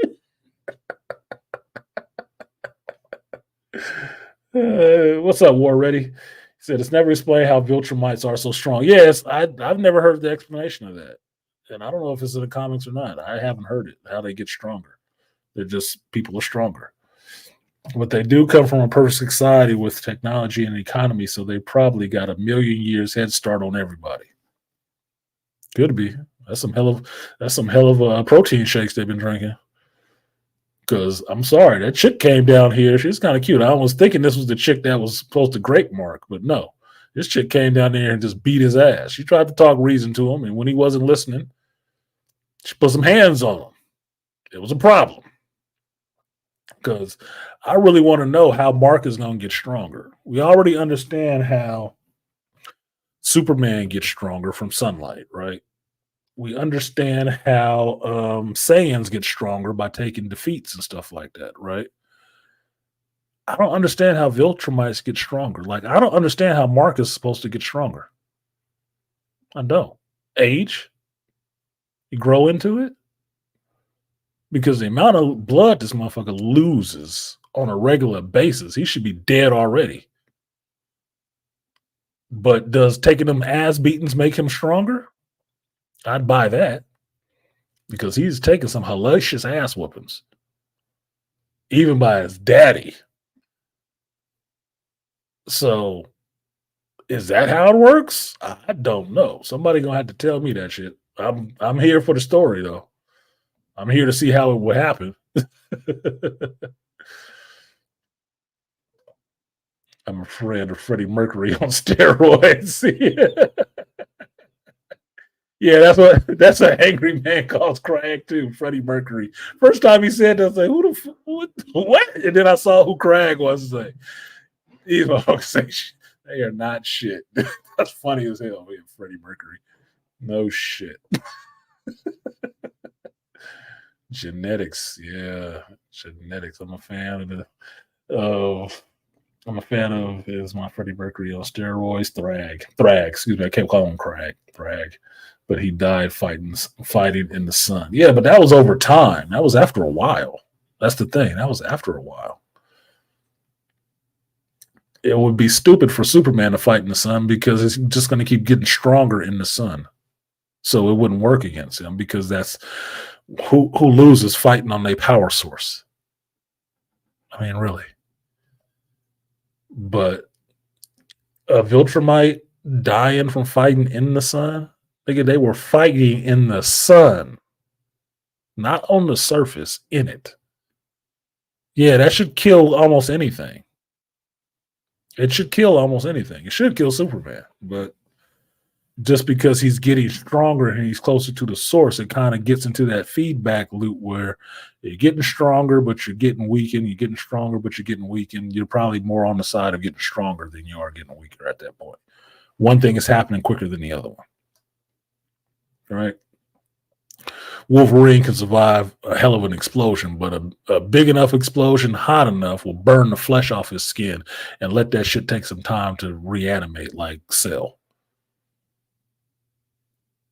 Give us some time. We might get there.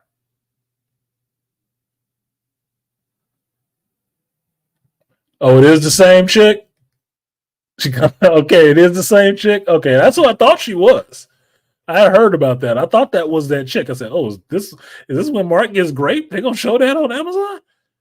And then he just got his ass beaten. I was like, oh, okay, maybe it's not the same chick. Okay, I was thinking that was the chick because I've seen that comic. I thought that was the same chick. But okay, yeah, I can see why she went after his ass. She's kind of low key feeling him a little bit. She did just take it, like JT. No, like in that James Gunn. What was that movie you were telling me about? Oh, when I had to finish watching Hero, whatever it was called, where Ellen Page graped that dude. Yeah. Mark Grayson got some of that coming in his future. When the Viltrumite decides I like you and I want you. She took it. Boy, she took it from him. Like, damn. That's a different way to go. They get stronger as they get older. Yeah, but in whose time? Like Oliver, his little bug brother. Is he getting stronger based on his age for his race?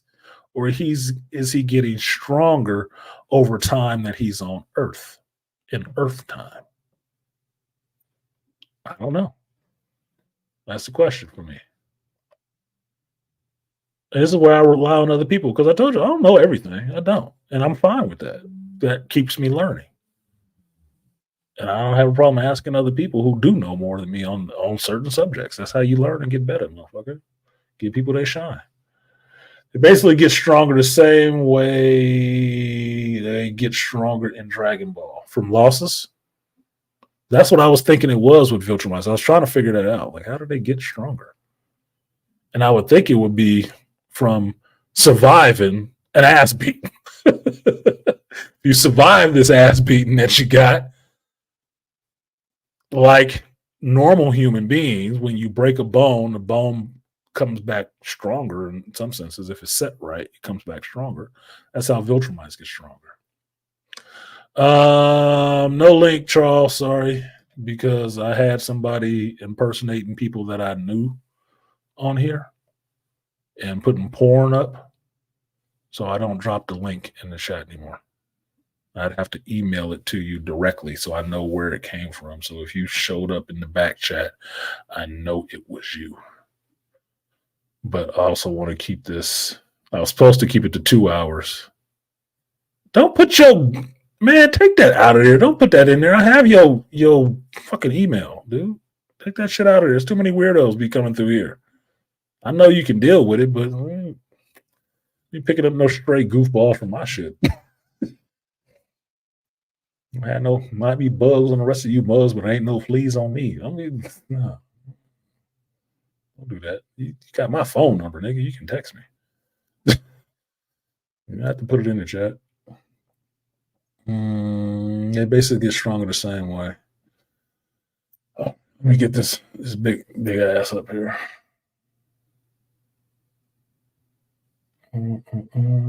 That's why I haven't been dropping the link in a while, Charles. That's why I don't. That's why I haven't in a while. But it just makes it more endemic on me to be entertaining to you guys on my own and not rely on a panel to get you to watch.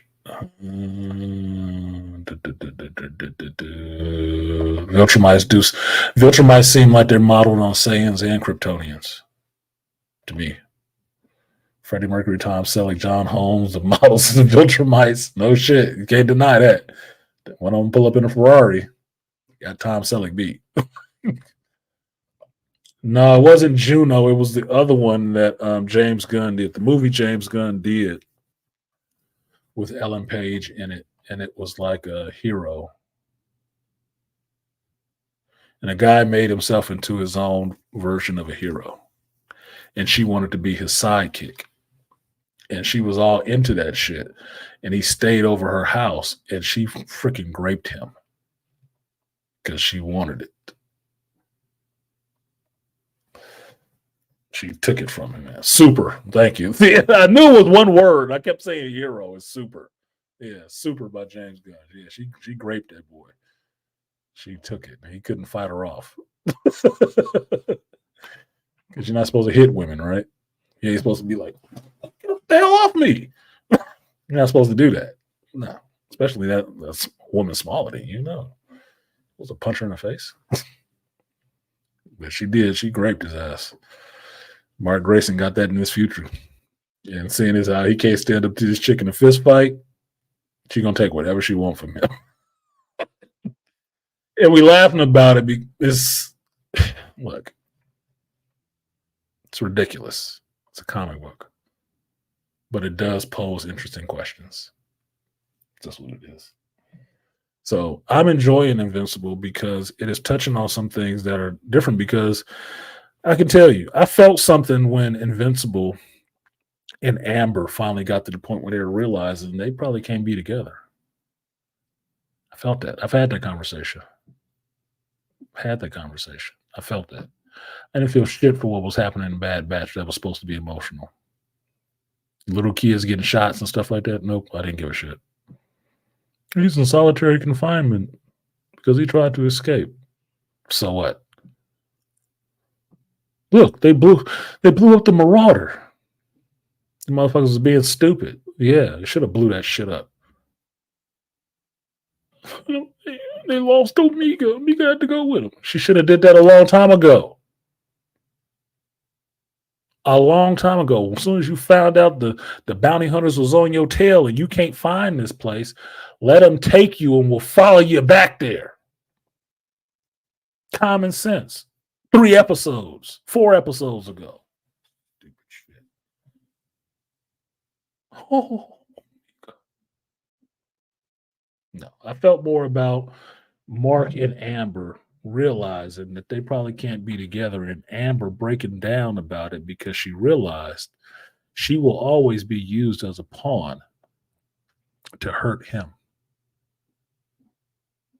That she cannot live in his world. Because when that chick showed up and put that hand on her, she said it felt like steel on me. Like, damn, she did just put the light touch on you. Like, you try to move and I'll kill her. That, put yourself in that mind state to understand in 1 second you're having the best time of your life. The next second you could die in this instant based on what this other person across from you does. You could just die in a second. You wouldn't even remember that the shit was over. It would just be over. I felt for Amber. I did. I got her whole point. Yeah, girl, I got you. And she loved Mark. She do. But that kind of shit, look, Lois like getting into trouble. She do. Lois like getting into trouble. Amber ain't built for that shit. She ain't no investigative reporter. She ain't trying to get another story out of that shit. Hell no. Nah, bitch. Look, I was just trying to eat my food, enjoy my time out, think about getting a little piece of this superhero ping. You came and fucked that all up for me. And that shit dried up immediately. Like, yeah, Amber tried working it out, but she saw it could get too real being in Mark's life. It is what it is. She can get killed immediately for nothing. Nothing. She ain't no superhero. She a college kid. What the fuck? She a college student. She's not worried about passing her goddamn exams. This bitch showed up from a whole nother planet, just put the grab on her like, yeah, I'm gonna kill this bitch or you don't come talk to me. What? What the fuck did I do? Man. Yeah, the moment that Amber didn't feel like a feminist. She didn't feel empowered at that moment, did she? She wasn't clapping her sister. You go ahead, girl. That's right. You got the power. No. When Mark came back all lumped up, eye half closed and shit like that, she was looking at him like, damn, you can't protect me. And he a whole superhero. You can't protect me. That's what she was crying about. She wasn't down in the patriarchy at that moment, was she? Nah. He's just come back. Bullshit. So that's when you know it's bullshit. Pandemic should tell everybody that shit. You can't listen to no woman talking that shit when you know when pandemic came, the motherfucker was in the house looking for somebody to bring them food and shit. Go fight for toilet paper for them. Shut up. That dumb shit. That shit has already been exposed, man. We shouldn't even be paying no attention to none of that crap. It's about bashing the patriarchy. You didn't give a fuck about the patriarchy when your ass was sitting in the house needing masks and a jab to get your ass back outside to attention whore again. Shut up. Yeah. So I was feeling it. In that scene, look, breakups is tough. Regardless. Breakups is tough. And it's tough to understand that two people actually like each other They actually got love for each other, actually have really tried to be together, but actually facing the reality that they cannot be together.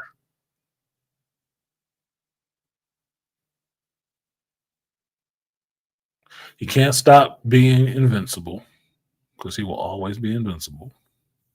And she can become super so she can protect herself. She can't. She's going to be a problem, a liability for him on the road that he has to walk, on the journey he has to take as a hero. And he's realizing that no matter how much he loves her, he's not going to be able to protect her all the time, which means she cannot go along with him on his journey.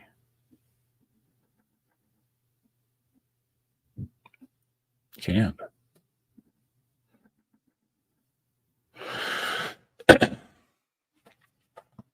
My favorite Star Wars story, and one of my favorite characters, is Jason Solo, Darth Caedus, and his journey to becoming Darth Caedus. Why? Because as a child soldier, Jason Solo had been through a lot of wars.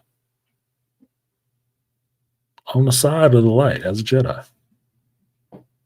Since he was young, he was born into that shit. And when he and fellow Jedi, Tenel Ka, had a child, he really understood that the world, the universe was too much of a chaotic place for his child to have a normal life. And that's all he really wanted. He wanted his child to be able to have a normal life and not worry about every 5-10 years. It's a cyclical cycle that this has to be some huge galactic war to happen. He didn't want that. He wanted his child to be able to live in a world where he didn't have to worry about that shit. And since he was not the type of person to sit there and wait for other people to do things for him, he took that responsibility onto himself. And he set about to try to remedy some of these situations so it wouldn't be another galactic war. Now, I've told you guys, and like I told Black Bane, on your hero's journey, because make no mistake, before this point, Jason Solo was a hero. At a different time, you will be a villain to everybody else. You can become the villain. Jason became the villain because what he was doing went against Jedi code and what people thought was morally right. He did step over the line in some areas, but he was doing it in service of one goal. And that goal wasn't a woman. That goal wasn't just being behind, laying up under his queen girlfriend. It wasn't even just his daughter. It was about, this is too chaotic and I don't want her to have to go through what I did. So I'm going to dead all of this. Not everybody, just these problems. I'm going to end these problems so she doesn't have to deal with this. He went too far. And I could say, from reading the books after that, the galaxy wasn't better for it, for him being defeated. It wasn't. You got exactly what he was afraid of. Yeah, he was the big bad villain. Everybody needed to rise up to stop him from doing what he was doing. What did you get? The same bullshit that he was trying to prevent. You got it. And now you were the hero at one moment, being the Jedi. Now all of you are now villains. And they want to, make y'all capitulate or wipe you out.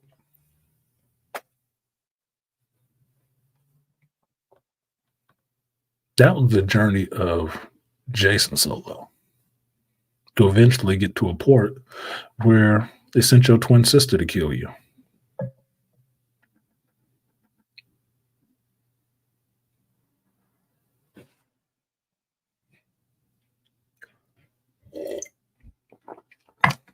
You're fighting with your family, against your family. The one you were born into, to protect the one that you made.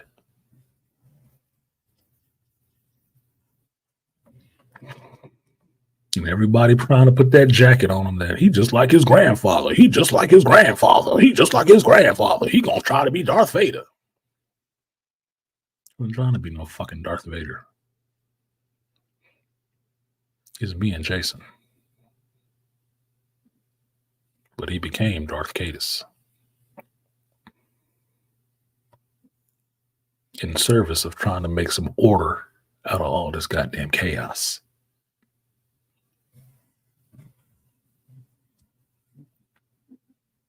Which is what I do. So, I understand for Mark in Invincible what he is going through. I feel for him. I feel for Amber in that situation. And it's a tough thing. It's a tough thing. He'd be better suited being with Adam Eve anyway, which I think is where that character will go. At least she can defend herself. And they have a connection and they like each other initially anyway. But yeah, Amber and Mark ain't long for this. And in a real world sense, that's what you have to understand about people when you value people more than just their parts and their pieces. Their sexual parts and pieces. When you value them as a person, as another human being, you can make those kind of determinations, understand that we can't walk the same road together. We just can't. We walked it for a while, but we're not heading to the same destinations. It's disappointing, but it is what it is. And at points you need to veer off and go your way and let them go theirs. Don't have to be any animosity. Doesn't have to be any hatred. Only toxic people need all that shit. The end has to be an explosion. No, it doesn't. It can just be the end. With no animosity and no ill will. Disappointment, yes, but no ill will. Because it is normal to feel disappointment when things don't work out the way you might have wanted it to. That's normal. It's normal. Look, I can feel disappointment because I didn't get 15 contributors today. Don't mean I'm going to stop doing this shit. Doesn't. But it also means that I had a goal in my mind. I may not have reached that one. It happens. Sometimes it happens. I didn't make this goal. But you know the other goal I made that I realized this week when I started printing out, tax stuff? I hit that goal I was shooting for and surpassed it. I feel pretty good about myself about that. Now I know how much work it takes to get to that point. Now I know how to modulate that shit.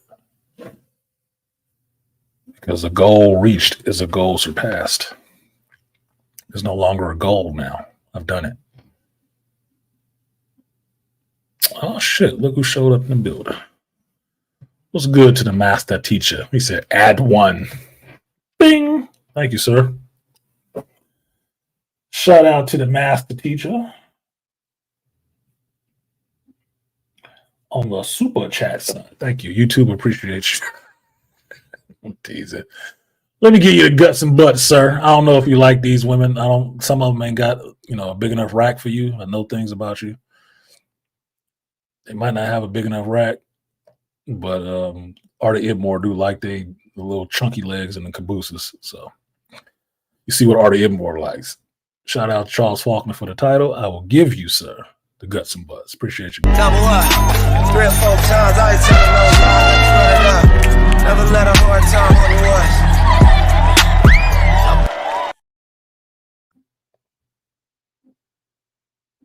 Two in the beginning are cute. Two Latinas in the beginning are cute, but they're youngsters. Because the rest of that gift is that they doing all that twerking in front of the camera and shit.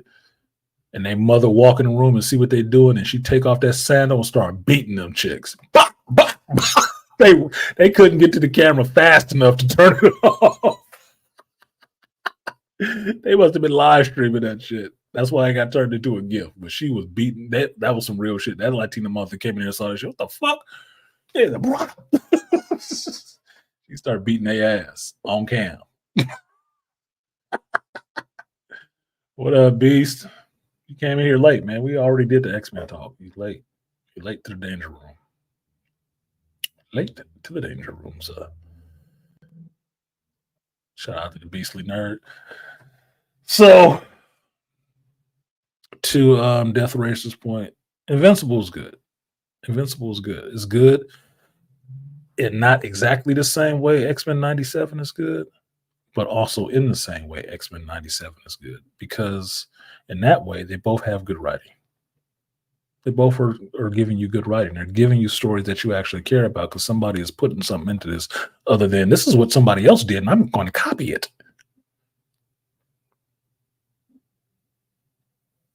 That's not entertaining in the least bit. Not in the least bit. So since BGS is here, I'm going to prequel something for you guys before I actually end the show because I want to get his response on it when he sees it. He might have a response. He might not give a shit. I don't know. Fuck it. I'm going to do it anyway. Just because I want to tease it. They want it to be a surprise.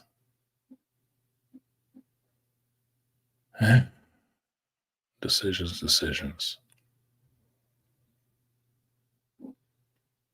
Fuck it.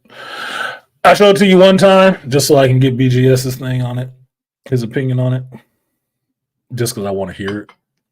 It's already done, so I already made it, so I don't think it's that. But there's some I put at the end of this video that I thought he would appreciate. And then I'll talk about it before I end this. So here we go. This is the new outro.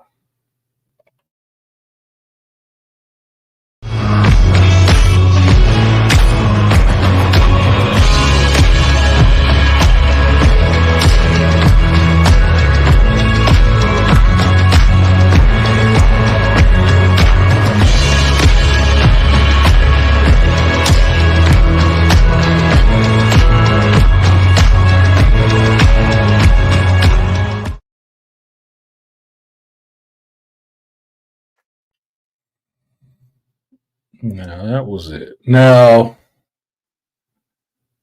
he said he just got home from work. Get that money, man. He just got home from the danger room. So BGS, Black Bane liked that last part with from the Book of Eli. And Denzel slipping back into the darkness, whispering. Right. I fucked up the cut because I wanted to cut longer, but I thought you would find that funny. Like, yeah, that's the Book of Eli right there. Because in Geek News, Book of Eli 2 apparently was cast with John Boyega. And I can't remember who asked me about that. It might have been HVAC Steven. Yeah, HVAC Aries. But I told him that I'm fine with that. But we had a conversation about that in a sense. Like, for one, I'm fine with John Boyega getting some work. I like John Boyega as an actor. I think he's fine. He says some goofy shit offline, but I'm not judging him by what he says offline. I'm judging him by what he does on screen because he's an actor. If he was an activist, then I'd judge what was coming out of his mouth most of the damn time on that. But and here's the point. BGS is right on it, right? This was a conversation me and HVAC Stephen was having. He's like, I don't know why they didn't just get John David Washington to do it. I'm like, hell no. No. I don't want to see JD Wash playing Book of Eli. I don't. And here's why. I like John Boyega. He needs to work. All right. especially after the Star Wars bullshit. He needs to work. But I don't want to see J.D. Wash having to go back and play all the roles his daddy did. Because I made this joke, and HVAC Steven is a white dude from the Bay, right? So he cool, right? I think he got a black wife, right? I said, if J.D. Wash steps into playing the role of Booker Eli, what's next? They gonna remake Glory so he can play his daddy's role again? No, it sounds ridiculous, right? So no, he is his own man. They're not even the same actor. They're not even the same type of actor. Look, just because he's his son don't mean he got to step into every role his daddy played, even the Book of Eli one. No, I don't want to see him in that. No, fuck that. Is it supposed to be a prequel or something like that too? No. Why? I wouldn't want to see him. He's doing fine. J.D. Wash is fine doing exactly what he's doing. He's fine doing exactly what he's doing. A young equalizer. I would see that if you wanted to give me Robert McCall when he was a CIA operative before he ever became an equalizer. I'd be down for that. But he does not need to step into the exact same role his father played. No, fuck that. Are we going to remake Fences now? Virtuosity? Deja vu? Oh, wait. I got it. We need to do Ricochet all over again so we can put J.D. Wash in that role too. No, man. Hell no. That's the last thing he should fucking do. The last thing. Look, it worked for Ice Cube. Okay? It worked for Ice Cube. His son is named O'Shea, and his name is O'Shea. They did a movie about NWA. His son got to play his daddy in NWA. Okay, that kind of works. J.D. Wash ain't never got to touch a role his daddy already did. Never. Not for me. No. I'm liking John David Washington being who he is. Acting in the movies he acts in. And absolutely not, Beastly Nerd. No. If they wanted to remake Fallen, I can see him being the son, but he can't play the same character. No, absolutely not. I love Fallen too. No, absolutely not. You think he's a better actor than his daddy? I don't think so. That's the main thing. I don't think so. I don't think he's as physical as his dad. Because go back and watch that. No, I can play it for y'all. I can play it for you right now. Right now. Watch that scene, if I remember correctly, from Book of Eli, where Denzel slips in the darkness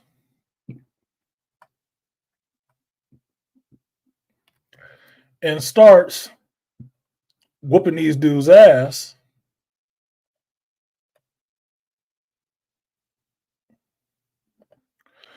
With that machete.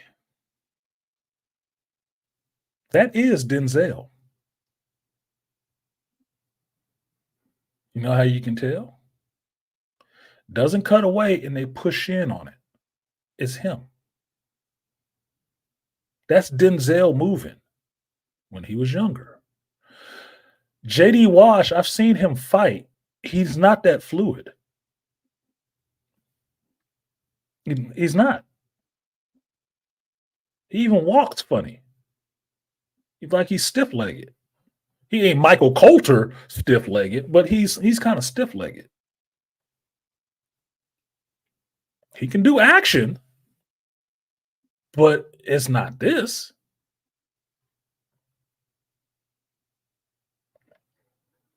J.D. Wash was a pro running back in the NFL. Was he? Tell me something I don't know.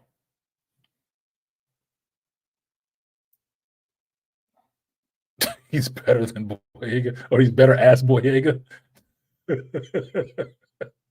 Damn. As the teacher ain't giving him no credit. Nah, nah. He does. He all he has to be is him. All he has to do is the roles that he establishes for himself, and let his father's role stand on its own. Now, if he wanted to do something really iconic after, God forbid, Denzel passed, and maybe history wanted to do another Malcolm X movie, you put J.D. Wash in there to play Malcolm X.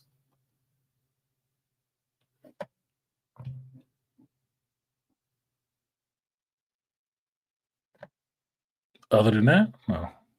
Let him. I'm all for people having their own identity. Like with my son. My son is a spitting image of me. Like I shot him out, bypassed his mama, and the boy came out. Ta-da! Serious. That's how he looks. That's how much like me he looks. But I never labored him with the idea he had to be me. Be yourself. Be who you are. I got my own issues being me. You be yourself. At that point, doesn't matter. Did Denzel really look like Malcolm? Close. They're different people. And if that don't work, then the other stuff don't work. Just saying. Now, my only concern about the Book of Eli 2 is, are the Hughes brothers making this? Or is somebody else jumping in to do the Book of Eli? Who's making it?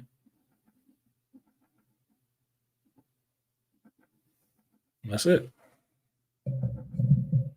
Because as far as I know, this is a kind of original concept. And as we've seen with Marvel, Star Wars, some of this DC stuff, Hollywood ain't got a good track record with dealing with original IPs. Especially when they want to go back and make a part 2 to something that didn't need a part 2 to it, or a prequel. This Roadhouse bullshit is a perfect example. I did not need this Roadhouse. I like Jake Gyllenhaal. I don't have a problem with Conor McGregor being Conor McGregor, not acting in a movie. But this Roadhouse movie was shit to me. And there's people who defend it and love it. I'm like, you cannot tell me you've seen the original movie and you loving this one. Because I'm really going to look at you like you fell on your head and you got a whole permanent slant in that bitch. Like you are not working with the full faculties of your brain. You can't be. Book of Eli didn't need a sequel to me. Didn't. It was awesome for what it was. That's why it stands out. And part of the conversation that me and Black Bane had about this shit was exactly that. Some movies don't need sequels. Why were 80s and 90s movies so good with only one movie? Because they poured everything into that one. They wasn't looking at trying to build a franchise off it. They just did it. They put it all in the wood and left it. And it developed a following based on that.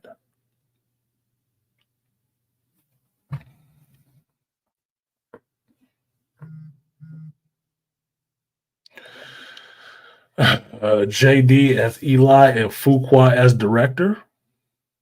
That might be better. Because Fuqua works really well with Denzel. I don't remember him working with JD at all. But I'm not for not giving John Boyega some shine. Not for that. JD is carving out his own lane in the types of movies that he does and whatnot, the type of actor he is. And I want him to keep developing that because for a while, most people didn't even know he was Denzel Washington's son. It was like rumor.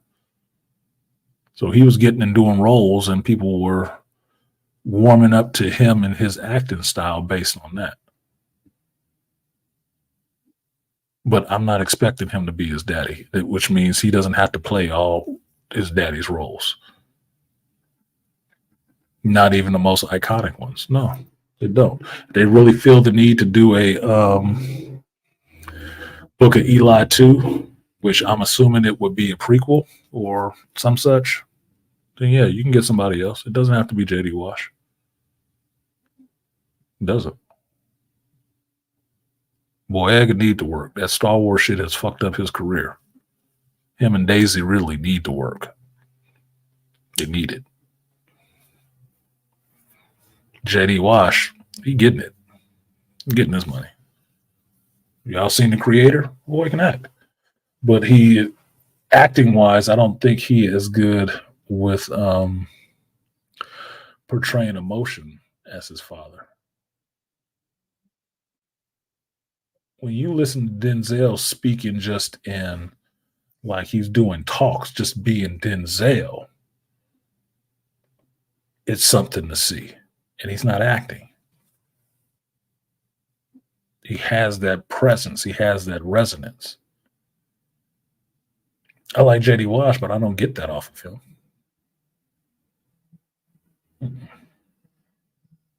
I don't. And it's no shade to him at all. I like him as an actor. I just know they ain't the same person because to me, at least in some things, there's no way in hell I could really say he's a better actor than his father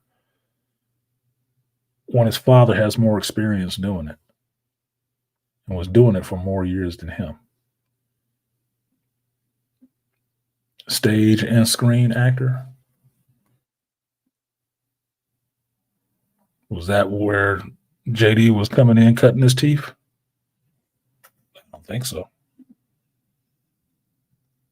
So I can't really give him that over his father because to me it seems like a disrespect to his father. Okay. He can be good too, but he can't be good better than. Not at this point in time. Not while his father is still active.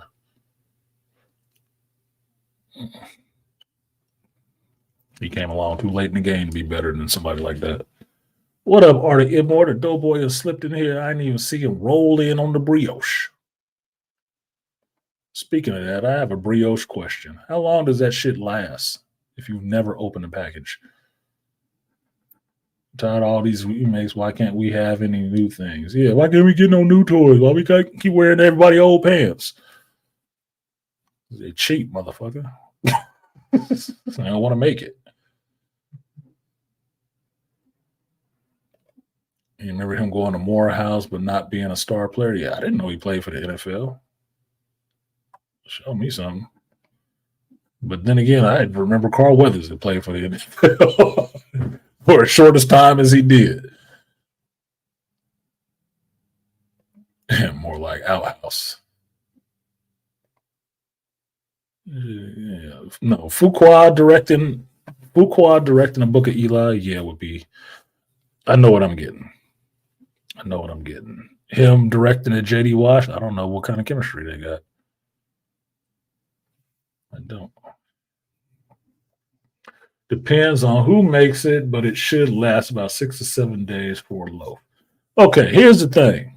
The brioche I have has been sitting on top of my refrigerator for probably,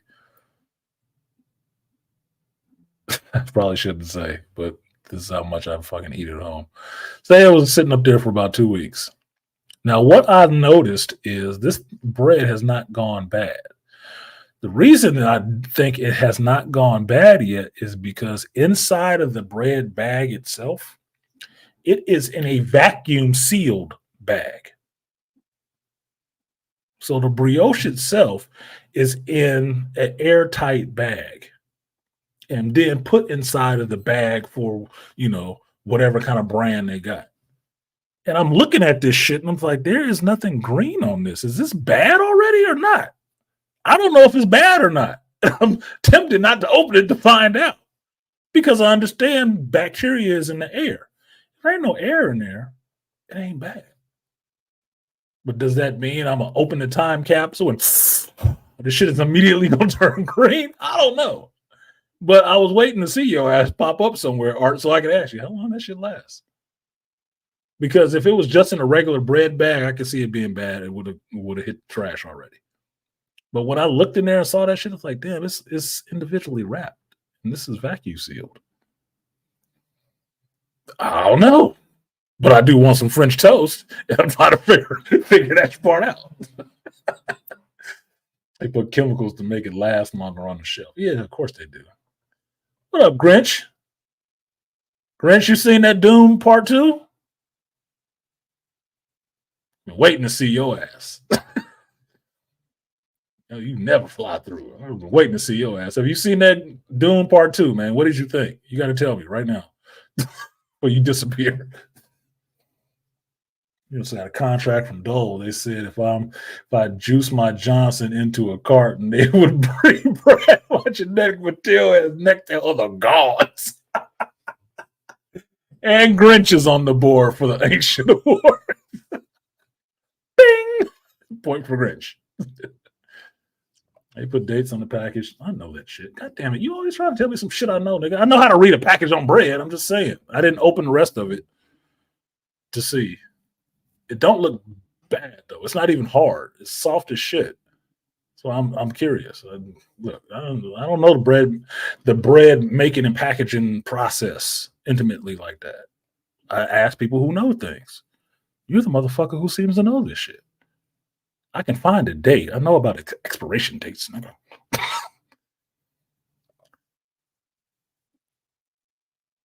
Chris said, "Nah, I need to." Yeah, I know you've been working. That's why I'm not surprised. But okay. Look, I told these folks here there was only really a couple of opinions I wanted on Doom, whether it was good or not. Quinn's ideas, Grinch, BGS. That's it. Especially you. You got me to read the rest of them goddamn books, Negro. So I wanted to see what Grinch was going to say about this shit. I was waiting to hear what he thought of it. You ain't seen it? I get it. I gave you that caveat when I mentioned that shit weeks ago. I said, he probably ain't because he been hitting it. That nigga been hitting it, so he probably ain't even seen that shit yet. You got enough shit going on. So it's good. When you give it a watch, let me know. I want to know what you thought of that shit because I think they did my boy Paul kind of solid in this one. I think they got Paul kind of solid in this one. So I will be looking forward to them moving on. Get to the Messiah. The Messiah. I'm looking for Leto. I'm looking for Leto the second.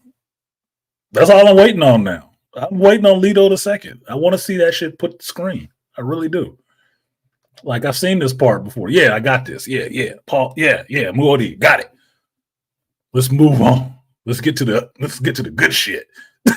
I want to see Leto the second. I need to get to that part. I need to see that shit on live action, some Denny's Villeneuve live action IMAX shit before I drop dead. Gotta see that shit on screen. I don't want to be an old man waiting on that shit. Yeah, for real. Leto the second gonna be when the shit gets real. Yeah, exactly. I told him that shit in here. After reading them books, I'm like, yeah, I used to like Paul. Still like Paul, but I'm waiting to see The Heretic, and I'm waiting to see Leto the second, man. Yeah, I got the fulcrum part. Yeah, I got that. Yeah. Let's get to the real Kwisatz. Let's get to the real Kwisatz Haderach. I need to see that. ASAP Rocky. Nigga. I need to see that shit quick. Yeah, he said, all right, bet I'm gonna check it out soon. Yeah, let me know. Let me know when you watch it. You can shoot me an email or something. Drop it in the comment section. I don't give a shit. I just want to know what your opinion was on it. Just follow the day. Last thing you need is to get food poisoning from eating bad bread. My father went to the hospital for a couple of days because of that shit. Yeah, I'm not trying to have food poisoning from eating any fresh food, nigga. I told you before, if I get food poisoning somewhere, I'm really looking about burning down a restaurant. I'm serious. I really look at that shit. That shit really is a thought in my head. I end up sick after eating something somewhere. First thing I'm thinking of, I need to burn that fucking place down. And I see it going up in flames in my mind. I'm telling you. Like, nope. You fucked up now. I trusted you. You fucking fed me some poison. No, you need to go away. You need to do this to nobody else. I survived this shit. You getting into a new line of work. I still haven't finished the first movie. It's doing out. Beasley, it has been out. It's still out. It's still in theaters right now. That shit came out like 2-3 weeks ago. You better spend your 3 hours like a responsible geek.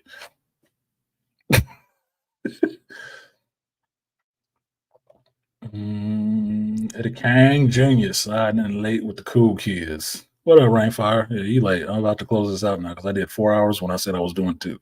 So y'all got to double up for not doubling up. Hopefully they do the prequels before I die, like how they did Star Wars 4, 5, and 6, then 1, 2, and 3. I need to see the Butlerian Jihad. That's the other part. That's the other part. Look, I haven't even read all of that. I got it on my audiobook. I haven't read it yet. I told you where I stopped at. I stopped at God Emperor. I stopped at God Emperor. I want them to catch up. Yeah, House Harkonnen. Yeah, see, those books are on my audio, my Audible.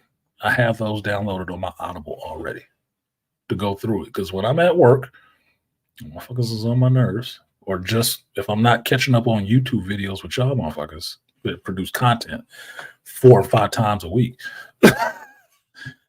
I had listening to my audiobooks while I'm working. What you do? You late Beasley, doing predictions for children at Dune. Yeah, no shit. I'm looking for the Messiah, dude. That's what I'm looking forward to. So Grinch, you'll like the outros. But with that, I'm gonna go ahead and get out of here. Book of Eli 2. I'm happy for John Boyega. Get it done. I don't think J.D. Wash needs to play his father. Take his father's role from him. No, let Denzel's role stand, and J.D. Wash can go on to do some other epic roles and some other shit. Yeah, it's just look. Denzel has done his work in his roles. His son does not need to carry on the same shit. He does not need to do the same roles over again. No, let him do his own thing and get those next iconic roles, if that even exists in this Hollywood right now. It might not. I don't fucking know. But these motherfuckers can't write shit as it is. BGS acting like he don't see me in the chat. I was scorches flesh. BGS might have dipped. You know he be cloud surfing. He dropped in here for a second. I was like, oh shit, he arrived. The voice. He might have smoke bombed out of here already. House Harkonnen and House Atreides are the true great prequels. Yeah. Look, let me get Leto the second, and then they can go back and do the prequels. Then they can go back and do the prequel shit. Then they can do that. But let me get 3 movies out of this where you introduce Leto the second. Because I'm thinking his whole God Emperor turn, how he flipped shit. I don't think the movie going audience would be ready for that shit. I don't think they'd be ready for that shit at all. That'd be a conversation. Because, you know, him and Sissy, I think it'd be a problem. I think it'll be a problem. But I'd be willing to see it. I'd be willing to see the conversation. Sip my whiskey, a good bourbon, and just watch it like, yeah, look at this. This shit is entertaining. These motherfuckers gonna lose their goddamn mind.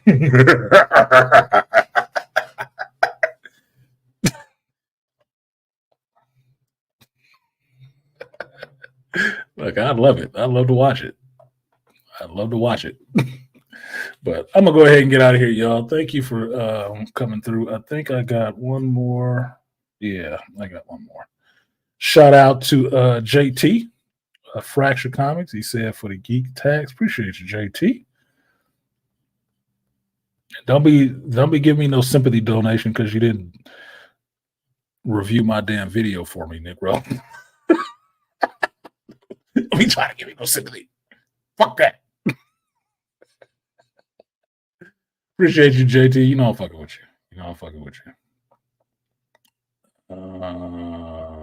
Get some time off. You and Chris got to come back out again.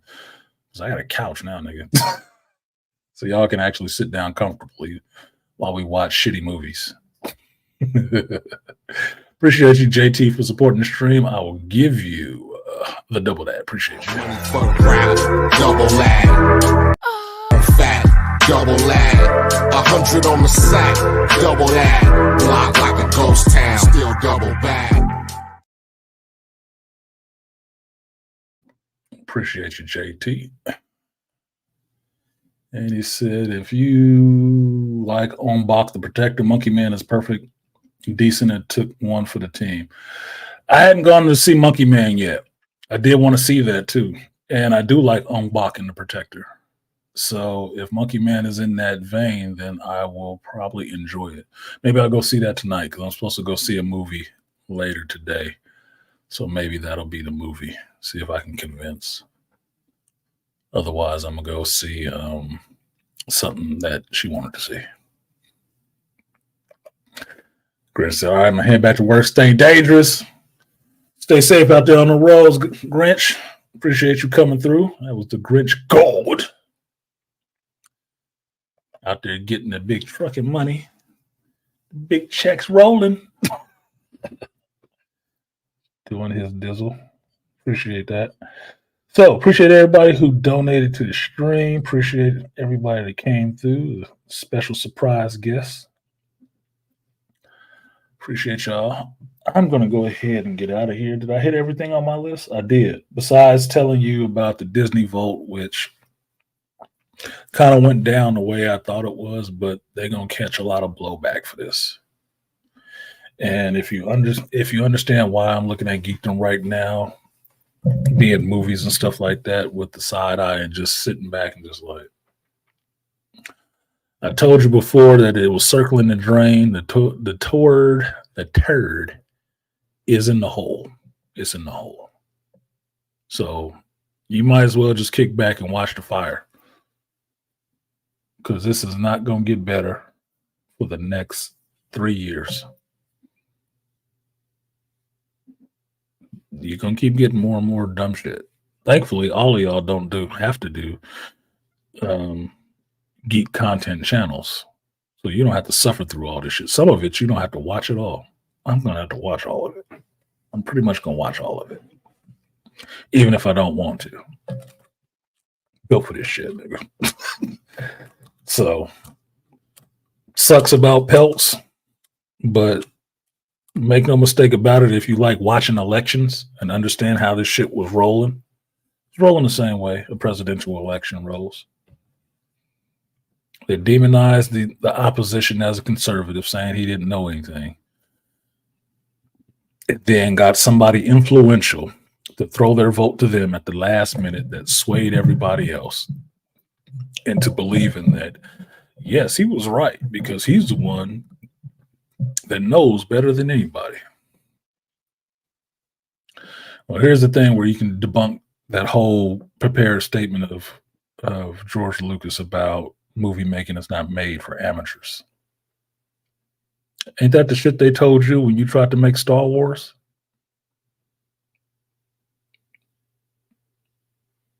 When you were a fucking amateur? Because they ain't talking about controlling shit. They talking about being in the room. But they ain't talking about controlling anything. Another reason why I think that little statement was some prepared shit with a gun to his head. Because that's the same shit they told him about making Star Wars. He was an amateur. movie school guy. So that vote went the same way it went as like presidential elections, because this is an election year. He was trotted out as an activist conservative against change. And they have some allegations of some gerrymander. No shit. Well, they'll see his ass next year. But make no mistake about it, I was right. The motherfuckers was afraid of him. They was really afraid of him. And that should give you pause. The fuck are they scared of? Well, the pigs don't want anybody coming into the farmer's house to see what the hell they doing. Throwing food all over the place and dressing in pants and shit and walking around on their hind legs like they're humans. They're happy with you animals toiling on the farm and not seeing what they're doing. Don't you dare try to come in here. We will turn your children against you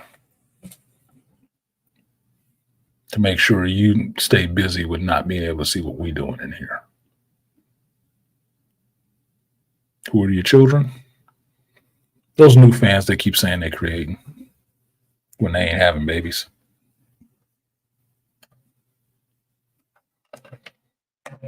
And just like an Animal Farm, those children, those dogs, those are the attack dogs for you.